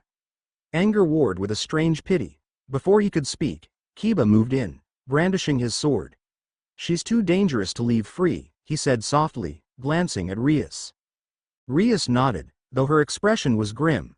We'll hand her over to the higher-ups in the underworld. Let them decide her fate. Asia stepped forward, biting her lip. She's badly hurt. I should. Rias raised a hand. Don't push yourself, Asia. We'll treat her enough to keep her alive for questioning. Asia nodded tearfully, torn between compassion and the knowledge of Rainare's deeds. Rainare's eyes fluttered, consciousness fading, but she let out one final whisper, Azazel, will see you all burn, then her head slumped. Rias motioned Kiba and Kaneko to secure her. They complied, carefully binding her wings with a specialized sealing rope while Asia performed minimal healing just to stabilize the mortal injuries. Rainare would live to stand trial, but her days of terrorizing Kuo were over. In the hush that followed, the Occult Research Club gathered near the battered altar. The floor was cracked and littered with debris, but they were in one piece. Fried's corpse lay near a collapsed pillar. Donasek and Calawarner were unconscious or dying. The lesser fallen angels had already fled or been subdued. Issei sank onto a chunk of rubble, scimitar vanishing back into his inventory. The synergy receded, leaving him exhausted, though not fully spent thanks to his boosted stats. Asia hesitated, then rushed over, kneeling beside him to check for wounds. He ruffled her hair, murmuring that he was fine, just tired. Akeno approached, swirling a faint orb of healing magic she'd borrowed from Asia's technique. Her eyes softened at the sight of Issei's battered form. Let me see, she said, gently touching his shoulder. He let her, feeling a soothing warmth radiate through his muscles. The tension in his chest eased. Rias stood at the center of the ruin, scanning the wreckage. We did it, she said quietly, relief mixing with the steel in her tone. The artifact is destroyed. The fallen angel threat here is neutralized, for now. Kiba sheathed his sword, nodding. They won't be establishing any more dimensional rifts from this place. Kaneko dusted off her uniform, wincing from a bruised rib. We still have to watch for retaliation. Rias glanced at Rainare's limp form. Yes, and if Azazel himself takes an interest in Issei's power, we may face another wave of attacks. But that's a problem for another day. She exhaled, letting her shoulders relax. First, we secure the survivors, turn them over to the devil authorities, and then we get some rest. Issei felt an odd relief settle over him. Fried was gone. Rainare was captured. The swirling gates would presumably calm without that artifact fueling them. He'd spent so many nights charging into rifts, leveling up, forging new synergy with the boosted gear just to get to this point. And now, the immediate arc was over. Yet a flicker of unease remained. Raynare's warning about Azazel wasn't idle. There were bigger players in the Fallen hierarchy, and the system's synergy with the boosted gear would definitely turn heads. He rose, ignoring the protest of his tired legs. Asia tried to fuss over him, but he gently declined further healing. The rest of the orc was busy corralling the unconscious foes. He made his way over to Rias, who was examining the crater where the black sphere had been. He cleared his throat. "Bucko, sorry for not telling you everything sooner." She looked at him sidelong, her gaze softening. "You told me enough. And you proved you could handle yourself." She paused, eyes lingering on the swirling aura still faintly visible around his left arm. "That power of yours, it's incredible. Frightening, but also remarkable." He gave a small shrug. "It's tied to the boosted gear, or at least that's the best explanation I have. When I clear those gates, I gain new abilities, gear, stats, basically everything I need to fight at a higher level. I'm still figuring it out." She nodded thoughtfully. "I suspect the underworld will want to know about it. Searsex might get involved eventually. But for now, I'll keep it within our circle." She rested a hand on his arm, meeting his eyes. "You've done enough to earn our trust." His chest tightened with gratitude. "Thanks, Bucko." Her lips curled into a faint smile. "And Issei, next time you plan on tackling some insane dimension by yourself, at least give us a heads up. Understood?" He chuckled, though it came out weary. "Yeah, I promise." Nearby, Akano dusted off her uniform, stepping to Rias's side. She gave Issei a small smile that reminded him of their more personal moments, like that kiss in the corridor. He felt a soft flush warm his face. Then Kiba and Kaneko arrived, dragging an unconscious Calawarner and an injured Donasek. Asia hovered behind them, wringing her hands anxiously. Rias set her jaw. "Let's get them to the underworld's containment. We'll have a portal set up outside." The group nodded, beginning the process of hauling the fallen angels out. Issei lingered, glancing once more at Freed's still form. That twisted grin remained on Freed's lips, even in death, as though the exorcist found some final amusement in the irony of his downfall. Issei exhaled, a twinge of disquiet. Freed's mania had been ended, but it left a residue of memory, one that would never fully fade. He shook himself, turned away, and helped the others. They emerged from the church into the cool night air. Kiba and Kaneko carried Raynare, Calawarner, and Donasek. Rias had called for a devil transport team. Within minutes, a discreet magical circle flared to life in the overgrown courtyard, devils in official uniforms stepping through. They saluted Rias, then took custody of the fallen angels for transport to the underworld's secure prison. Raynare, still semi-conscious, glared at them with unbridled hatred but could do nothing. When the devils and their prisoners vanished through the portal, Rias dispelled the circle.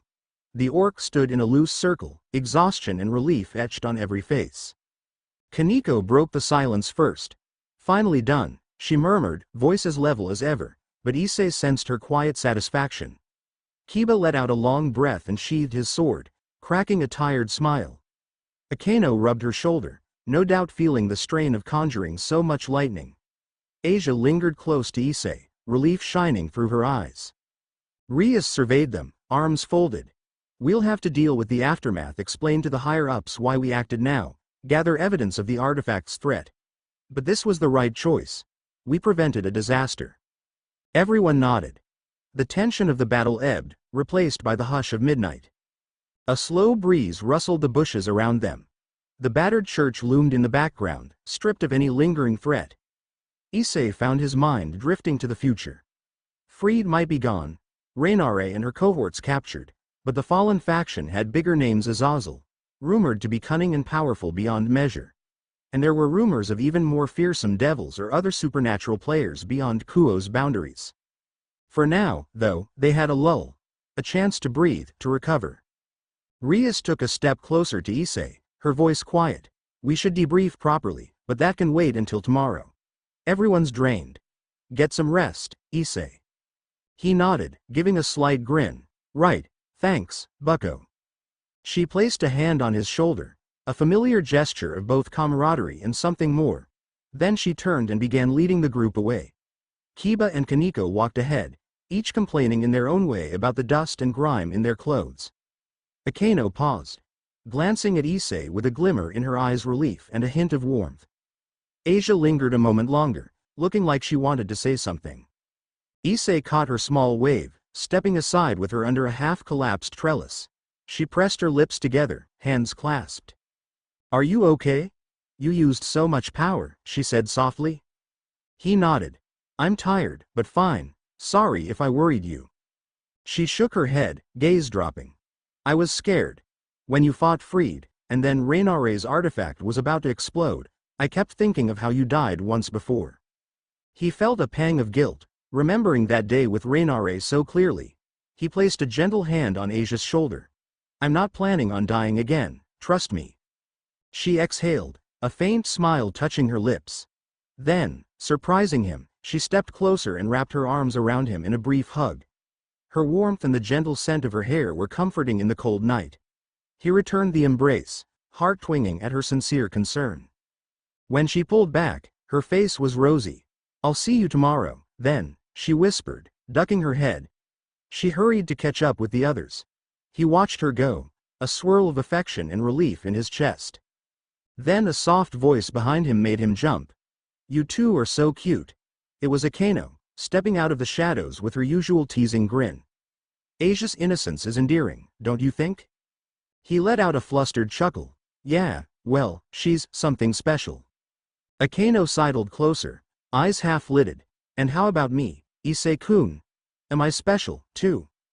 His heart thudded. He recalled their stolen kiss, the quick surge of heat that had lingered between them. You're definitely special. Just in a different way." She ran a finger along his chest, mocking a light pout. "Different, Maybe one day you'll show me just how different." Her tone was playful, but there was genuine warmth in her eyes. She leaned in, pressing a feathery kiss to his cheek, then drew back with a mischievous smile. "Don't keep a girl waiting too long." Before he could respond, she pivoted and moved to join Rias, hair swaying in that bewitching manner. Issei shook his head, heart pounding. A swirl of complicated emotions tugged at him: affection for Asia, a simmering attraction to Akeno, a deep respect, and more, for Rias. He wasn't sure where it all would lead, but for the first time, he felt more alive than ever, free from the overshadowing threat of Freed or Reinare. The question of who he was growing into lingered, but he'd face it one step at a time. He followed them out to the street, leaving behind the ruin of the old church. The moon hung overhead, bright against the midnight sky, as though illuminating a new chapter in their lives. By the time Issei slipped through the front door of his house, exhaustion had fully set in. He plodded to his room, dropping onto the bed with a heavy sigh. Flicking open the system interface, he scanned for new notifications. Boss monster Freed Selzen defeated. Plus 4000 XP. Level up. 9 right-pointing arrow, 10 right-pointing arrow, 11. All stats plus 1/5 from consecutive level ups. His eyes widened. Freed had been so strong apparently, he'd counted as a boss monster in the system's eyes. That put Issei at level 11, easily surpassing his old stats. He read the details. Strength. 65 agility, 64 stamina, 60 intelligence, 10 wisdom, 10 luck, 12. Even after everything, a faint surge of satisfaction rose in him. His potential was still climbing, the synergy evolving with every major battle. Freed's mania had nearly undone him, but now Freed was gone, and the system recognized that victory in full. He scrolled further. Quest complete. Prevent the artifact ritual. Largest gate averted. Hidden reward. Gate stabilizer blueprint, lock condition. Crafting level 2. A blueprint. He tapped it. A message popped up. Gate stabilizer. Allows user to harness or safely close mid-level dimensional gates. Crafting level 2 required. He sighed. Another locked feature. He'd need to keep leveling or find a quest to unlock the system's crafting menu. Still, the idea of controlling or stabilizing gates intrigued him. He'd spent all this time clearing them. If he gained direct mastery, that might open a whole new realm of power. He closed the interface, letting his head sink into the pillow. Freed was gone. Rainare was in custody. The rifts would subside without the black sphere fueling them. Tomorrow, he'd meet the orc, share official statements with the devil authorities, maybe deal with the fallout. But for tonight, he could actually rest without worrying about an urgent gate or ambush. His phone buzzed once. A text from Rias. "Well done. Proud of you, my pawn. Sleep tight." He smiled, firing a quick reply. Another message waited from Asia. Simply, "Thank you for coming back safe." "Good night." A grin tugged at his lips, warmth filling his chest. Then he saw a missed call from Akano, presumably to say something teasing in that sultry voice. He'd check in the morning. Right now, every fiber of his being demanded rest. He flicked off the light, letting darkness settle. In the silence, he replayed the night's events. Freed's final stand, Rainare's frantic last move, the synergy scorching through his veins. He felt proud and a bit uneasy at how easily he'd taken a life when it came down to it. Freed had given him no choice, but the reality of crossing that line still weighed on him. As he drifted, images of Asia's relieved smile mixed with the memory of Aquino's lips, the fiery presence of Rias's unwavering support, and the flicker of possibility that his system powers continued to expand. So many emotions simmered, but in the hush of the night, exhaustion lulled him into a deep slumber. He dreamed of red scales and roaring flames, of a massive dragon's silhouette overshadowing entire worlds. In the dream, he stood shoulder to shoulder with the dragon, forging gates at will. Freed's mocking laugh echoed from some distant corner, and Rainare's hateful shriek dissolved into swirling black feathers. The dream ended with a sense of boundless horizon, as though the world itself had become a battlefield waiting for him to conquer it. When morning arrived, he woke with renewed determination. The battles in Kuo might have calmed, but the future was far from guaranteed. Azazel loomed as a shadowy figure who might set his sights on Issei's anomaly. The devils in the underworld would want answers about his unique synergy, and the system teased advanced features that could revolutionize how Issei interacted with the dimensional rifts. He was no longer the clueless boy who died at a fallen angel's hand. He was a rising force still raw, but undeniably powerful. After a quick shower, he donned his school uniform. Traces of bruises remained, but most had faded under Asia's healing and his own enhanced stamina. He wolfed down breakfast, ignoring his parents' curious questions about his late-night study sessions. Outside, the morning sun bathed Kuo Academy in a golden glow. Students bustled about, gossiping about random rumors.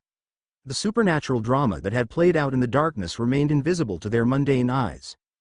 Issei found that strangely comforting. At least they could enjoy a peaceful life, unburdened by monstrous exorcists or fallen angels. On campus, he spotted Asia near the gate. She waved, a sweet smile lighting her face. Akano stood a short distance away, chatting with Kiba, but she glanced over and gave Issei a playful wink. Kaneko passed by, giving him a short nod. Rias was further off, gracefully walking with Sona Citri, probably discussing some student council matter. Yet even from across the courtyard, Rias caught his eye and offered a small, knowing smile. Issei's heart swelled.